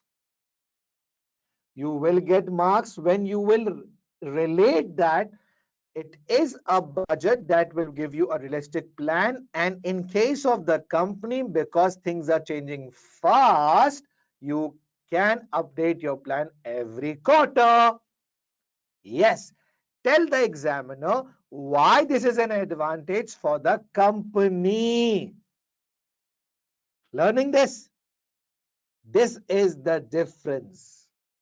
So verb not only tells you what to write, but it also tells you how much to write, and for that how much, I would say you refer to the marks as well. You look at the marks. If marks are less, so less application required. If marks are more, so more application required. Understood? I hope you have. I hope you have understood. Okay, so yes, this is what you have to keep in your mind. So let's move on. Discuss steps of ABC costing. Now tell me very quickly. It's a quick, fast game I'm playing with you people. Are you ready for the game? So tell me, is object, core object, steps or ABC? Come on. Steps. Right. Compare throughput with marginal. So the object is obvious. We'll compare throughput with marginal. Object, this is the object. Calculate what? Material mix variance. Perfect. Calculate material mix variance. We'll calculate material mix variance. Understood? So I hope this is clear in every question. Let's find out the verbs and the objects. So going back to the scenario, the first is a question. Let's quickly highlight these. I don't know whether highlighter works here or not, but I think it does. So let's read. Prepare static course rolling budget for the next 4 quarters. So what is the verb? Come on, reply. Highlight. Prepare is a verb. What is the object? Static course rolling budget. Done? Perfect. Perfect. Move on. In exam, read the requirements first. Like this, highlight verb and object and then go to the scenario, because then it will make much more sense. Second one. Come on, read the question. Discuss the problems which have occurred at static co due to previous budgeting process and the improvement which might now be seen through the use of realistic rolling budgeting. Come on, friends, figure out the verbs. So let me tell you, the first and the only verb is discuss. Discuss. But how many things to discuss here? So keep a very close eye on the word and. Now what is and? Let's go to my $1,000,000 techniques. Look for the extra requirement with the word and. Awesome, awesome going on. Happy? Understood? Look for the extra requirement and. So this and is giving me the idea that there is not just one object here. There are more than one objects here. So let's look here. The first is before the and is one object and after the and is one object. So discuss problems which have occurred at static code due to previous budgeting process is your first object. You have to discuss the problems that they are facing due to previous budgeting process. This means, remember, while reading the scenario, there are problems mentioned. If you highlight those initially, your second part becomes a peanut. It becomes a peanut for you. Okay, so there is some budgeting process going on right now. Just figure out and find the problems. And what else you have to do? The improvements which might now be seen through the use of rolling budgets. And then you have to tell what improvements does rolling will bring in this case. Awesome, awesome going on. Happy, I can see happy faces here. No, it's a crying face. Oh, okay. So improvement which might now be seen through the use of realistic rolling budgets. Two objects. 6 marks are there. Remember, according to marking scheme, if you will answer just one object, on an average you get half marks for that. If you just wrote about problems, on an average half marks. 2 objects, 6 divided by 2, 3 marks per object. On a general basis, I'm telling you. Half marks for problems, half marks for improvement. If you wrote so good about the problems and you skipped improvements completely, the maximum you're going to get is half marks, because you missed out an object. Both are required. So that's why my technique is amazing. As Mahro said here, it's very clear that the word and is giving you the idea how things you have to break. So theory is what I will grip. Understood? Perfect. The third one. Quickly, you tell me now. How many verbs and objects? Fast. Perfect. So discuss the problems which may be encountered. Discuss the problems which may be encountered when static code tries to implement the new budgeting system. Now the object is different. The object says you have to tell the problems, but this problem now relates to implementation of new budgeting system. That is rolling budgets. Yeah. Object is also element. Okay. Done, dusted, clear, ready. So there are 3 things to keep in my mind. I have to prepare a budget. Second, I have to find out the problems of current budgeting system and what improvement rolling will bring. Now it's very clear. See, if you see the current problems in the current budgeting, okay? If there are problems in the current budgeting, so those will be overcome by rolling budget. Wow, improvements, right? And the third requirement is to think about the problems in the implementation of the new budgeting system. Implementation problems of the new budgeting system. Perfect. Let's begin. Let's begin. Let's begin. Okay. So guys, be with me. I hope this is visible to all of you. Statico is a multinational consumer goods company. First, try to find out which current budgeting style they are using. Traditionally, the company has used fixed annual budgeting process. Okay. So they are using fixed budgets in which it sets quarterly sales revenue targets for each of its product lines. Historically, however, now you know the current budgeting? Okay. Now try to find out the problems of current budgeting here, okay? Historically, however, if a product line fails to reach its sales revenue target, okay, in any of the first 3 quarters, the company's sales director and finance director simply go back. First 3 quarters, sales targets not achieved. So they go back and reduce the sales revenue target for the quarter just ended. Wow. To make it look like the target was achieved. Then they increase the target for the final quarter to include any shortfall in the sales from earlier target. Is this a problem? Is this a problem? Definite problem. Which means they are changing the budget so easily. If they are unable to achieve the first 3 quarters target, they go to the last quarter, and they make it easier. Sorry, what they do, they reduce the sales revenue targets for the quarter just ended. Yes. So all what they have not achieved, they adjust in the last quarter. Right? Done? Okay.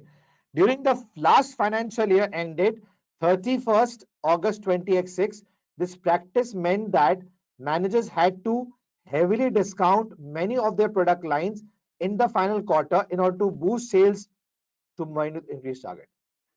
Okay, now first 3 quarters they are not achieving the target, right? Now what they do to adjust the underachievement, they make their final quarter targets more, right? And then to achieve those, they give discounts. Discount is a cost. Even with discounts, however, they still did not reach the targets on the basis of these sales targets setting at the beginning of that year. The company had also, now listen, on the basis of the sales targets set at the beginning of the year. Now, these sales target became the reason for such heavy investment. The company had to also invest 6 million in new production lines in January 2006. So they thought sales will go really good, and they made a 6 million investment. However, to date, this new production line still has not been used. Bad. As a result of both these factors, Static saw a dramatic fall in ROI. Now you know ROI formula. What's the formula? Can anyone tell me what's the formula? It's profit divided by investment. Yeah, capital employed. So your profit went down because of discounts. Because of discounts, your profit went down. Agreed? Right? And because of investment, your capital employed went up. So it's profit divided by capital employed. So your profit went down because of discounts. Okay? And your investment went up because of your investment. So both numerator and denominator adversely affected your ROS or ROI, and push the ROI to come from 18 to 16 to 88%. Right? So these are the factors. Consequently, the managing director, finance director, sales director, all dismissed. Oof, that's bad. Two key members of the account department are also on sick leave due to stress and are not expected to return some week. A new MD, inexperienced in this industry, so many problems, has been appointed and is in the process of recruiting new SD and new FD. These mistakes could have been largely avoided if company had been using rolling budgets instead of manipulating fixed targets. From now, we will be using rolling budgets, updating our budgets on a quarterly basis with immediate effect. The original flex budget for 31st August 20x7 is given to you, divided into 4 quarters, for which first quarter has just ended. Okay. The budget was based on following assumptions. Number 1, assumptions of the budget, okay? To understand, sales volume, budget is based on assumption number 1. Sales volume would grow by fixed compound percentage each quarter. Gross profit margin would remain stable each quarter. It's margin.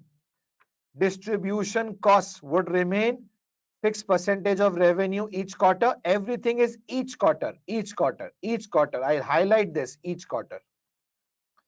Administration costs would be fixed each quarter.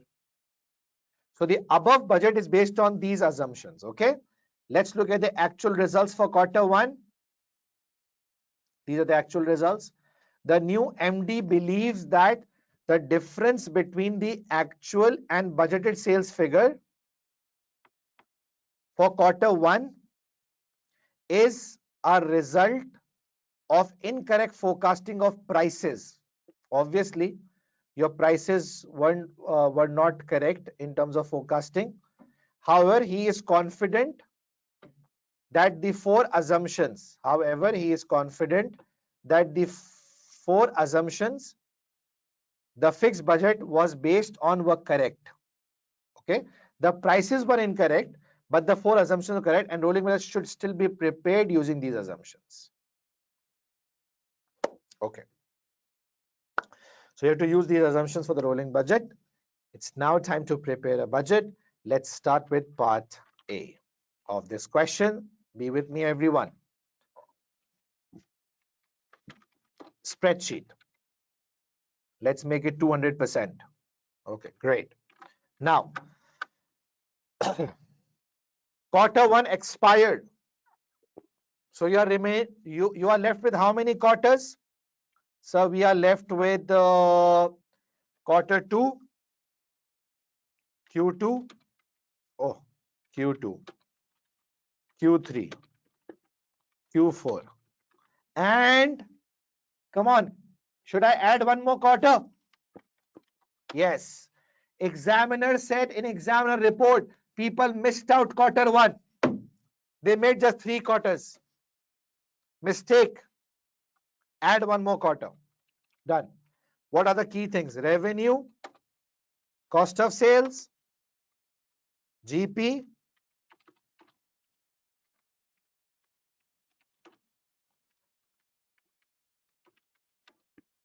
distribution cost, admin cost, operating profit. Okay? Through? Right. Perfect. Now, let's start. So, I'm preparing budgets for quarter 2, 3, and 4, and 1. Now, the figures that I'll pick up here, which figure you think will be more realistic? The actual figures will indicate of the actual market conditions or the old fixed budget figures? What's your answer? Actual. It's more representative of the market. Actual. Okay? Actual. Perfect. So I'll start with actual. But now I'll use all these figures. That's fine. But because the question said that the assumptions for preparing the budget are correct and will be used in rolling budget. So I need to move toward the assumptions given here. And I have to use the assumptions for at any cost. I have to use the assumption at any cost. Okay? Right. So now let's start. Sales volume would grow by a fixed compound percentage each quarter. It says that the growth in volume will be by fixed compound percentage. Okay? It says that the growth will be by fixed compound percentage. Okay? Now, how will I work out the growth? So I will work out the growth by taking the difference of two quarters because it's a budgeted assumption. So I'll use this figure and this figure to work out the percentage growth that they need to apply each quarter. Okay. So should I show the working in examination? Listen, you need to make a working area for workings and you do show the workings. So I'm working out the percentage growth. Examiner says logical workings are required. Open the cell is equals to, open a bracket, 13,694 the latest figure minus 13,425 the old figure divided by 13,694, I beg your pardon, 13,425 the old figure. I'm sure you are looking at my way of doing the calculations and I'm sure I will try to make things very simple for you for this paper. So let's go to this option here to show in percentage and right. So answer is 2%. Answer is 2%. Okay.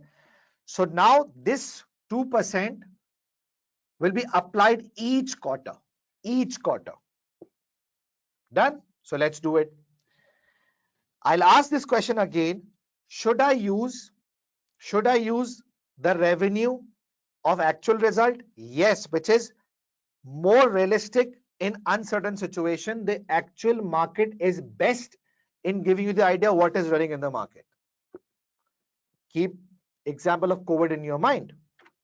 So it's 14,096, okay, multiplied by 2% growth rate. So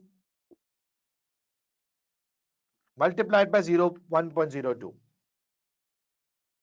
Even you can link that from the working that you've done below. Right? Done? Any problem? No problem. Okay.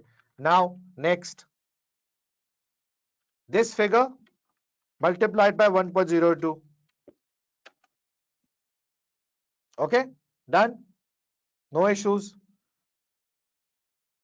There's one option to make things more clear for you people. See, 1, 2, 3, 4, 5, 6, 7, 8, 9, 10th option in your testing platform. 10th option. Okay? Right? Okay. Now you have inputted the formula here. Now you just copy this formula through Control C and just paste it here. Control V. Awesome. You copy this formula and paste it here. Awesome. If you want to check, so let's check it. Quarter 4 figure, 2% incorporated. Got it? Formula copy pasted with Control C and V. Done? Done. First assumption completed. Next, gross profit margin. You know what is a gross profit margin and what is a gross profit?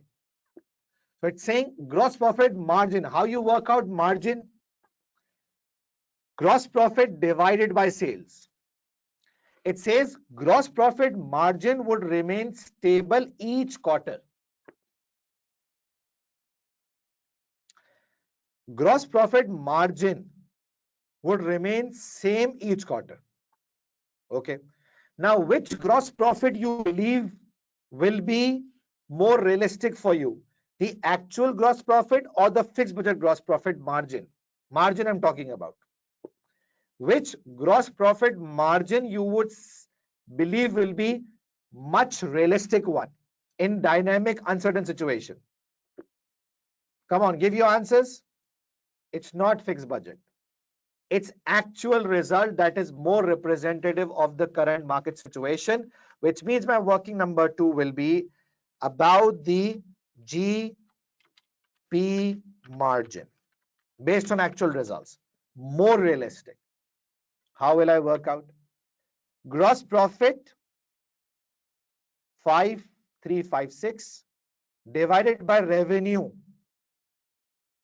14096. Let's work out. 5356 divided by, oh, where I am. Yeah.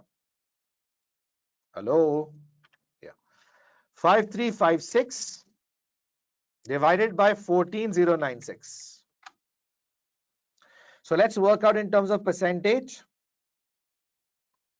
38%. Actual is representative of the market condition, 38%. Now listen, it says GP margin would remain stable each quarter. Each quarter. Now this is the assumption that you are following. Every quarter you have to make sure that your margin should remain 38%.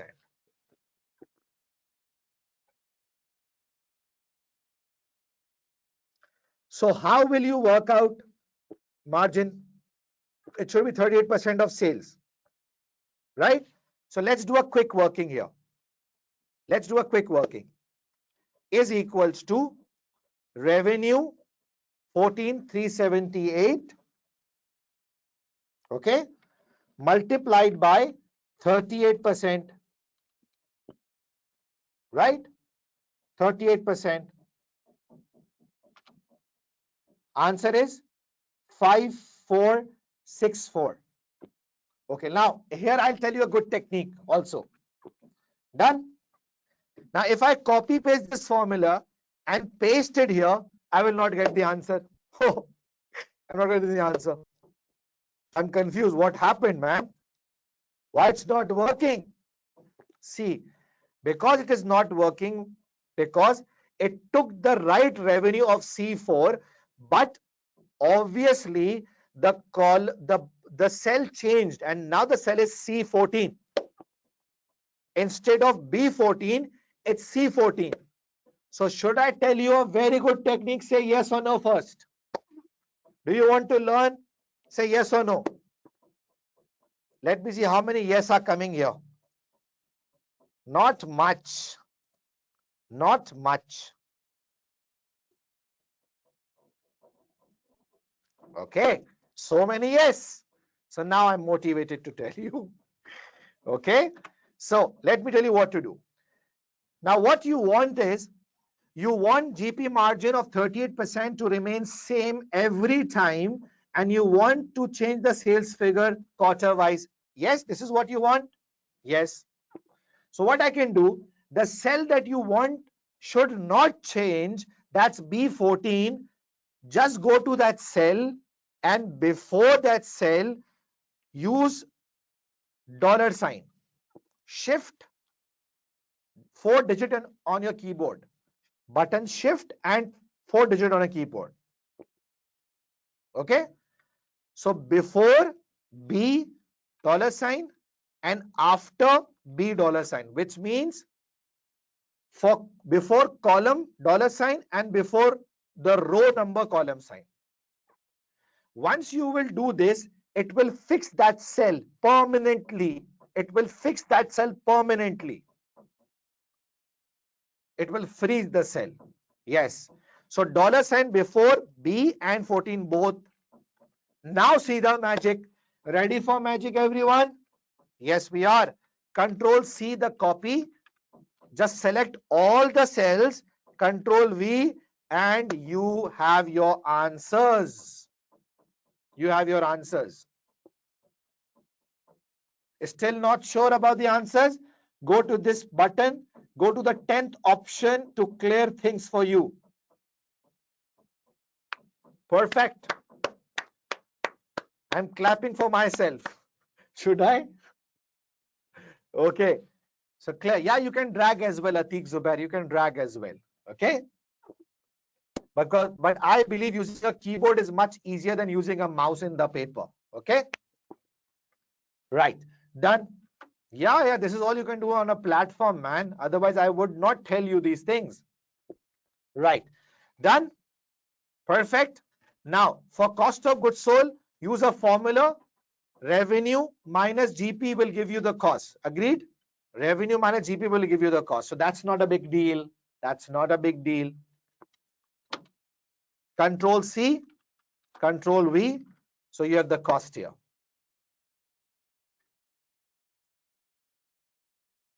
Rounding off is not a requirement here. Decimal policies are mentioned, so not an issue. Okay. And here I'm writing less COS. So it gives you an idea that I will deduct COS. Right? Okay. Use this 10th option, right? This makes things really clear. Even it will round off the stuff as well. Automatically, things will be rounded off as well. Okay. You can even represent this in a negative sign as well if you want to. So you may represent this in a negative sign, and that's good actually if you do it. So to represent this in negative sign, you can do this as well. Like from a smaller amount, deduct the greater amount, so you get the answer in minus. Wow. Right? From a smaller amount, deduct the higher amount, so you get all the answers in minus. Okay? So this is also possible here. Now, show these in minus sign. Brackets are automatically there just because I selected this 10th option, which is a magical option. It will put negative things into bracket, will round off the stuff, and will make things really neat and tidy for you. Great. Move on.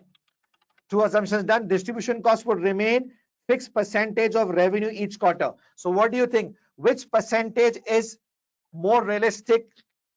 The budgeted one or the actual result percentage? Check the battery of this laptop. Okay. Actual. Perfect. So just show the workings. You have to show the workings. Percentage distribution. 705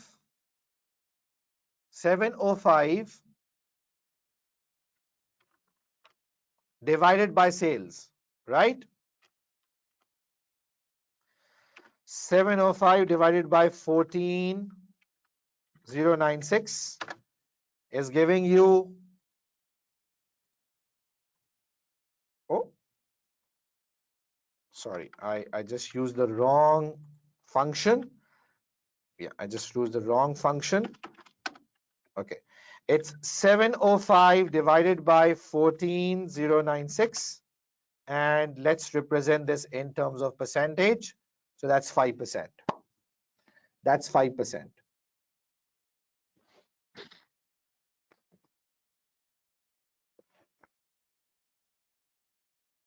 That's 5%. Okay, clear? Okay. Now, it's good to use the workings in your calculations and give the reference of that. So examiner love that. Okay. So yeah, I'll do the same thing here. Again, see, I have to show this in negative because that's a cost for me. So what I can do is I can use negative sign deliberately here to make it negative. As you can see here, We'll select this, we'll multiply with 5% here. We'll give the reference of that. Okay. And yes, we'll not forget to input the dollar sign to lock or freeze the cell. So I've used the negative sign deliberately, number one. Number two, I've freeze the cell here as well. Done. Let's copy this, Control C, let's paste it here. Right? So I'm sure you are confused what is happening. So don't be. 10th option is there to help us. We are on track. Everything is going fine. So this is what spreadsheet is about. This is a big advantage for you people. Spreadsheet is a big blessing for you people. Okay. Admin cost to remain same fixed each quarter. So should I take admin cost of budgeted or actual? And there is a difference as well. That's 2000, that's 2020. Come on, which is more realistic one? Wow. Which is representing the current market situation? Actual, man, actual. That's rolling budget. So yes, put a negative sign, 2020, copy, paste, and you get the answer. Okay? I hope this is clear to all of you. Right? Done? Dusted? Okay. Let's use the formula, sum formula, and let's work out the final answer is equals to sum. Open the bracket. Now that's the beauty of putting negative signs. GP minus distribution minus admin gives you operating profit. Copy,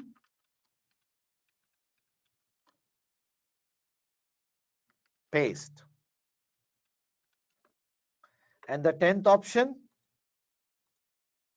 giving me the final profit figures, as you can see here. So I hope this is very much clear to all of you. My calculations are neat and tidy without any problem.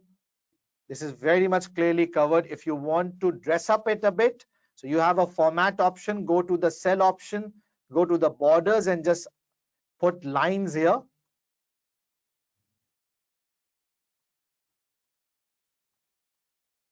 Okay.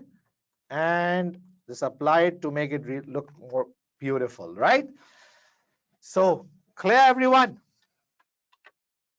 Let me show you distribution cost working. See, this is distribution cost working. Revenue multiplied by the distribution cost, 5%. I will lock this cell as you just saw and use a negative sign before this to make it negative, right? That's the working. Sayyidna Batul Fatma, I hope this is clear.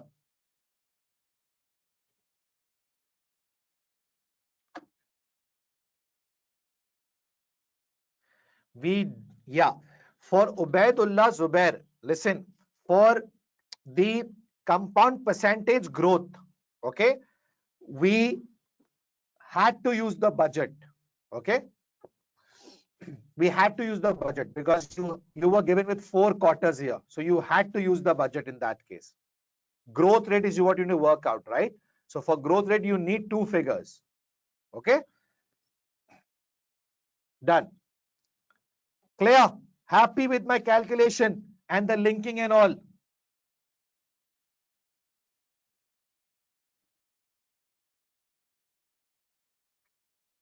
Done?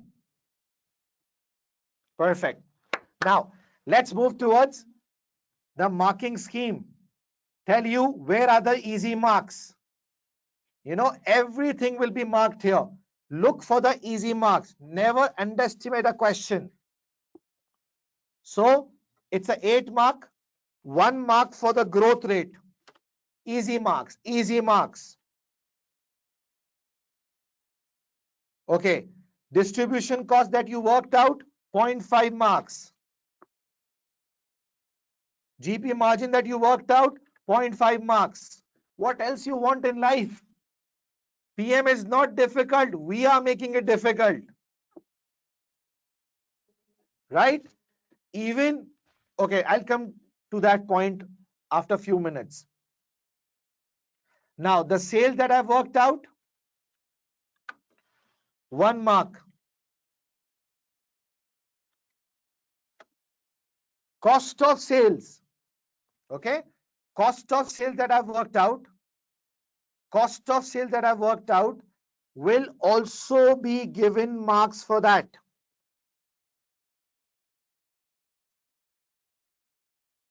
And one more interesting thing you will love to hear. The quarter one results that you used, the quarter one result that you used, 1 mark for that as well. Surprised? Understood?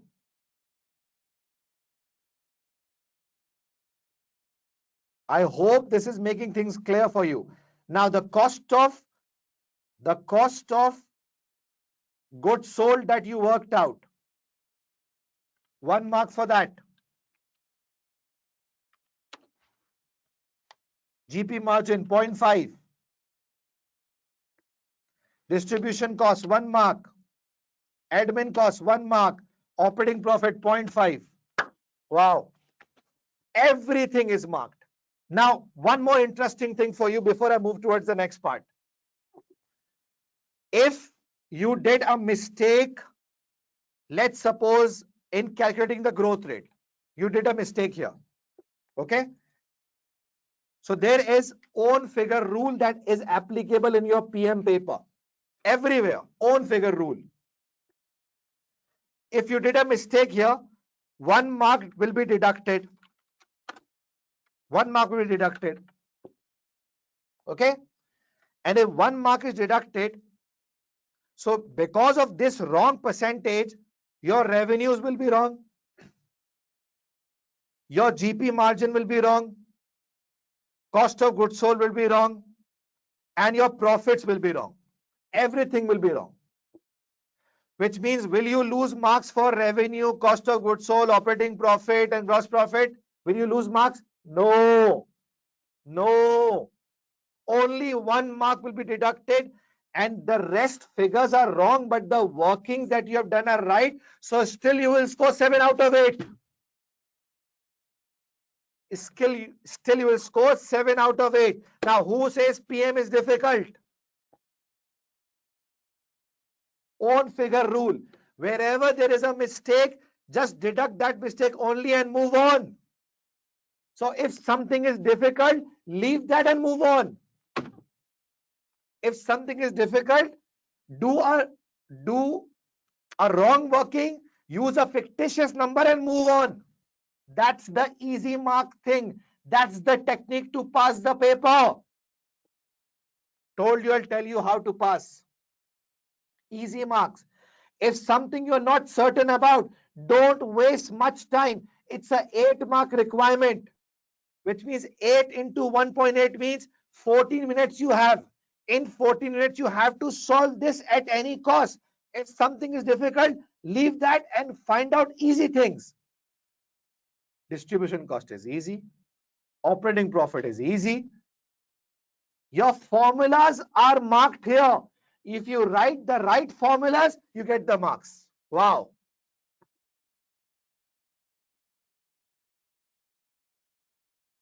Understood? That's the mindset. Things are easy. Make it easy. Don't be depressed in the exam. If something is difficult, use fictitious numbers and move on.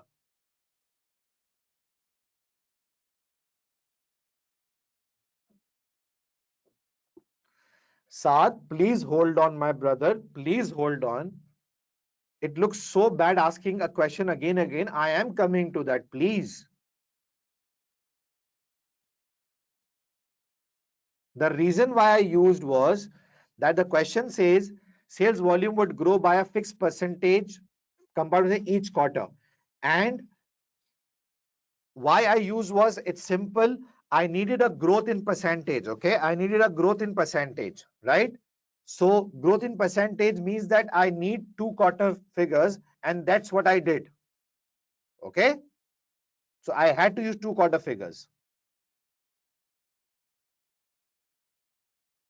right? So my friends, is the marking scheme clear to all of you? And own figure rule, say yes or no. And remember, if there is something difficult, leave it and move on. Isha, not needed, use proper words, look more professional. I just used here. But if you are short of time, then it's okay.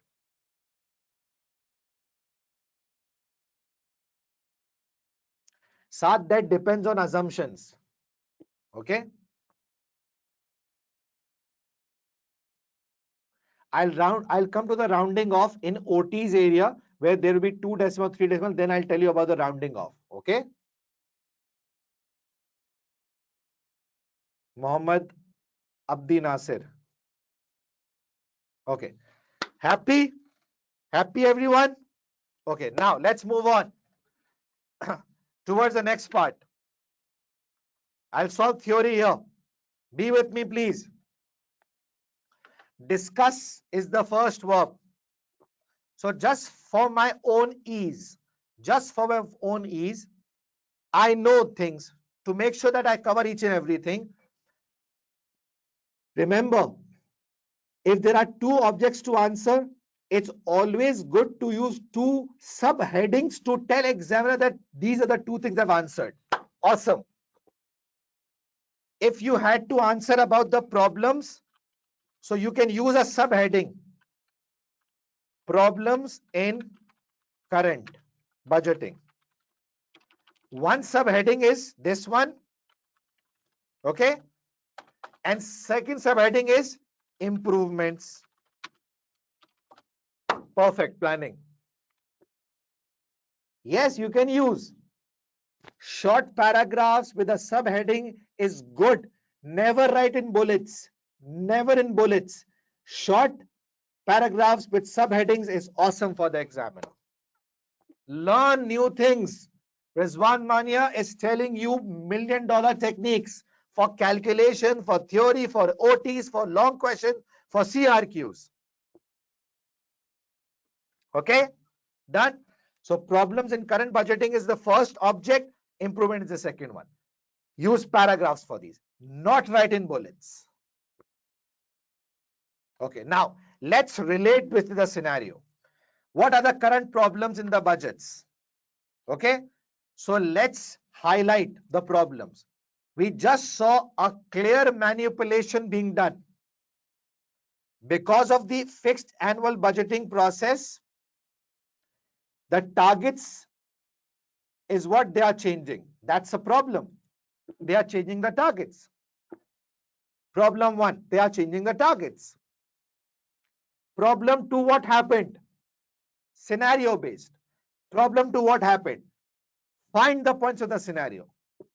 Because they had to change the targets, so they did what? They had to give heavy discounts to meet the targets. Second problem. Awesome. Most easiest way. They had to give discounts.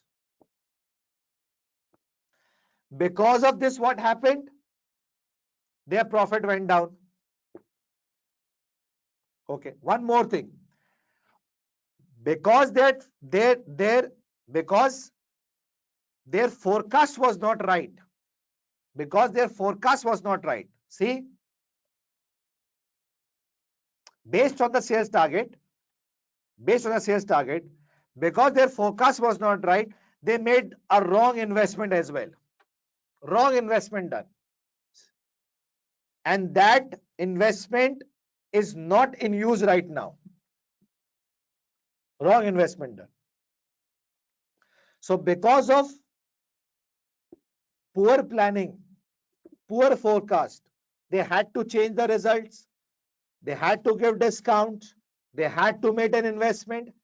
And because of that, their ROI went down from 16 to 8%. Problems. Yes, you have to write this. Not copy paste the things. Examiner told this in the examiner report that people were just copy pasting the thing. Who told you to do that? Write in your own words. but use these points. Okay, want to know how? See, I have answer to this as well. And here I need to add one more thing. This is the question. Discuss problems, object 1, improvements, object 2. Okay. Now, one more thing. Theory questions are of two types. Listen, this is another big bouncer coming up. Theory questions are of two types. One is a knowledge-based question. One is an application-based question. Another tip.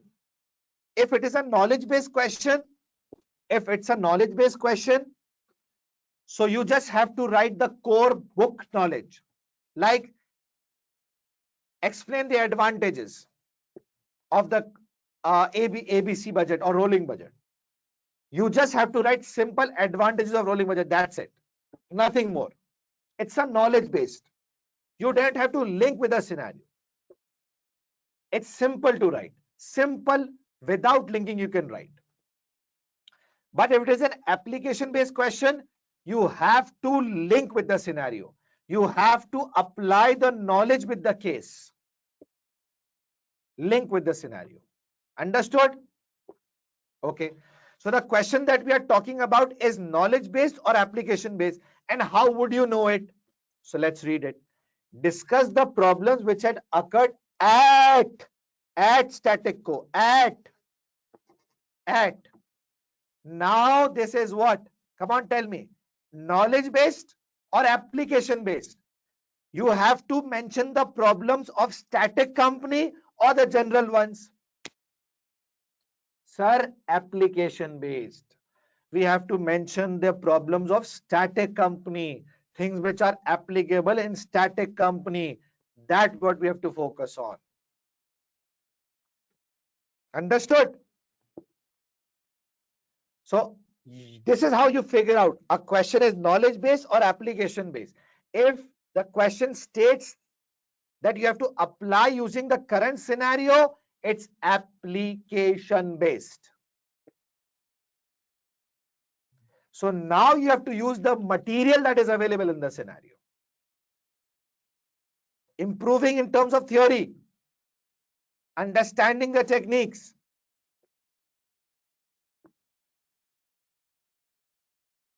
Okay. So now, problems. The three I mentioned, it is just for my explanation that I've used bullets. But this will be in paragraphs. Now for problems, you may even use 2 paragraphs, even 1 paragraph, but paragraph is important. So, inaccurate sales forecast, let them make an investment in the production line.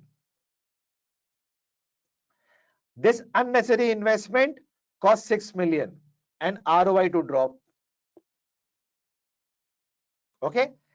Inaccurate sales forecast means wrong staffing levels also done, wrong material purchased as well. This forced them to give discounts as well. And remember, once you have given discount and you have reduced your prices, then it is not easy for you to bring the prices back. Problems, scenario based, in paragraphs.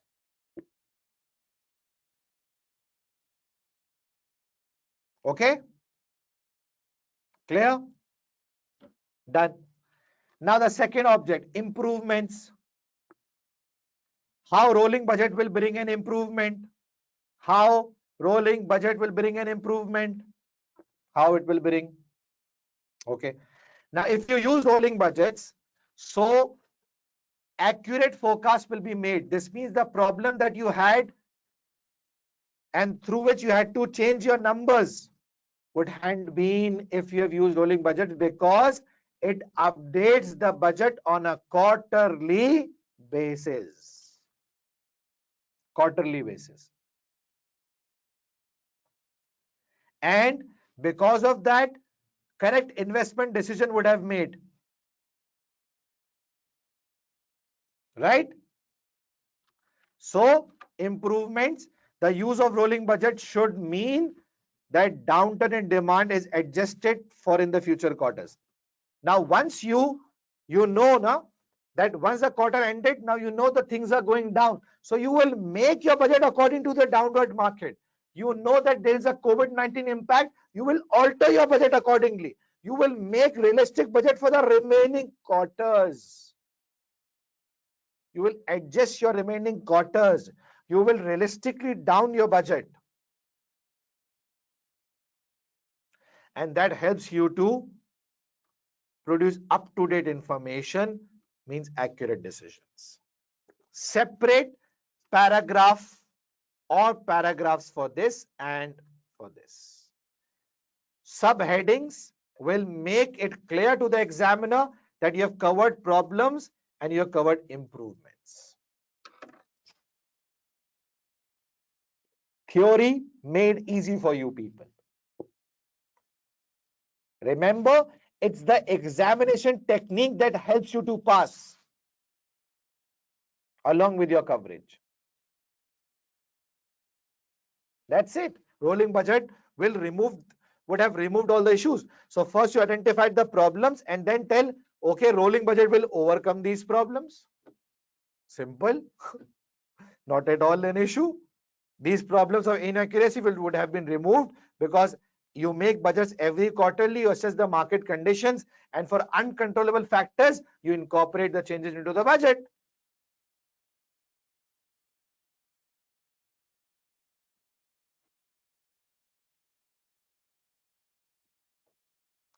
Right now, my points are in bullets, okay? But once you explain in a paragraph, so obviously you tell the details, the one I'm telling here. So that will be okay here. Don't look at the bullets. That's just a summary. You have to elaborate it. The way I'm explaining you here. Okay? Understood? Understood? So what I've told you, for every question, break into verbs and the objects, and for every question, think whether it's application based or theory based. Now the second one, third one, come on, quickly. Discuss the problems which may be encountered when static tries to implement new budgeting system. Now first tell me, what is a verb? Discuss. What is the object? Problems. But now problems in the implementation of new budgeting system. Okay? Come on, is it application based or knowledge based? You have to find problems relevant to static co or the general problems of rolling budgets. Come on. Implementation problems. Is it application based or knowledge based? It's application based. No, it's not knowledge based. It's good to see majority are saying application based. It's application based. You have to find the problems of implementation, relating that with the scenario.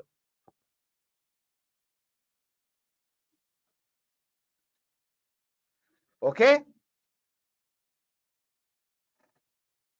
Yeah, name of the company is right. So, what are the obvious problems?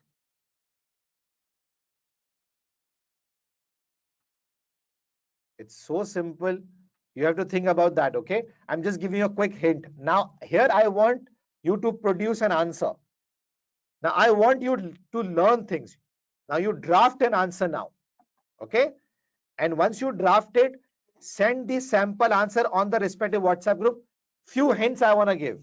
First of all, do you have an experienced person in the industry as an MD right now? No. So this is a problem in making a realistic budget. This is from the scenario. It's all scenario based. Okay. So this was just one hint I gave you. took the point from the scenario. In experience of managing director means this will create problem in preparing realistic budgets.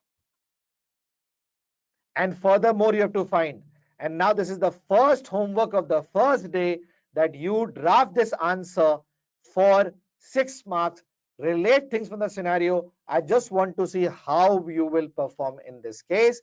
I hope this is clear to all of you. Share your answers in the group and then I will share the sample answer.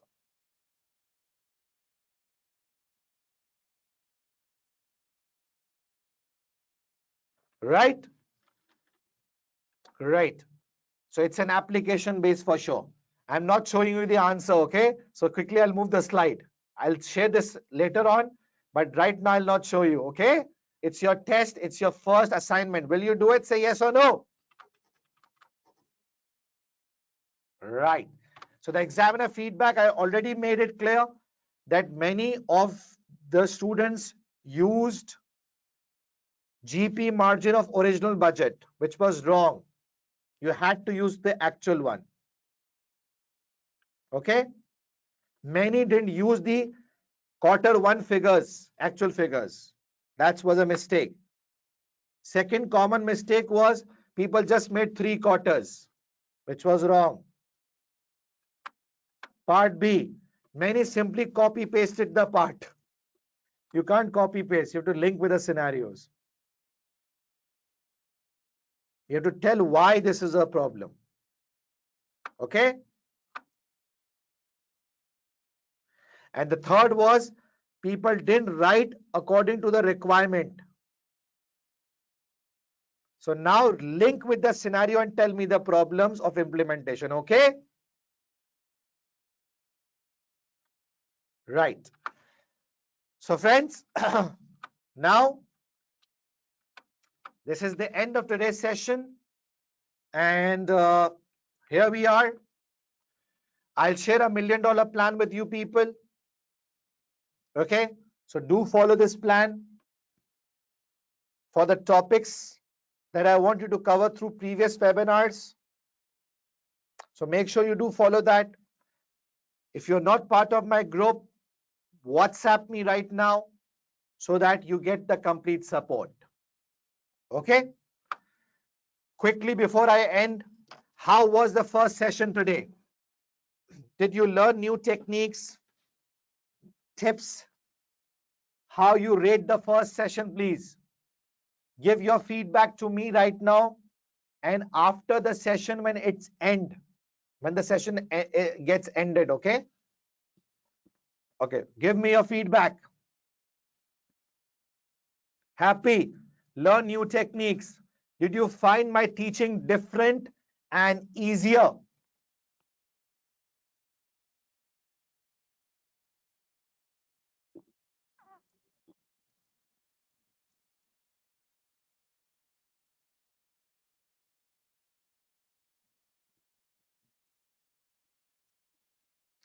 So will you continue taking all the 4 sessions? Say yes or no. Perfect. Great. Awesome. Awesome. Perfect. Love it. Now, I'll discuss transfer pricing later on. Don't worry. Now, listen, guys. Once the session is ended, you have to give me a small favor, please. Once the session gets ended today, after the session, you get a feedback form. And that feedback is what ACCA gets it. So if you are satisfied, if you are happy, if you found my teaching different, easy, you learn new techniques, so please do share your feedback with ACCA right after the session gets ended. Will you do this? Come on, guys. Yes or no?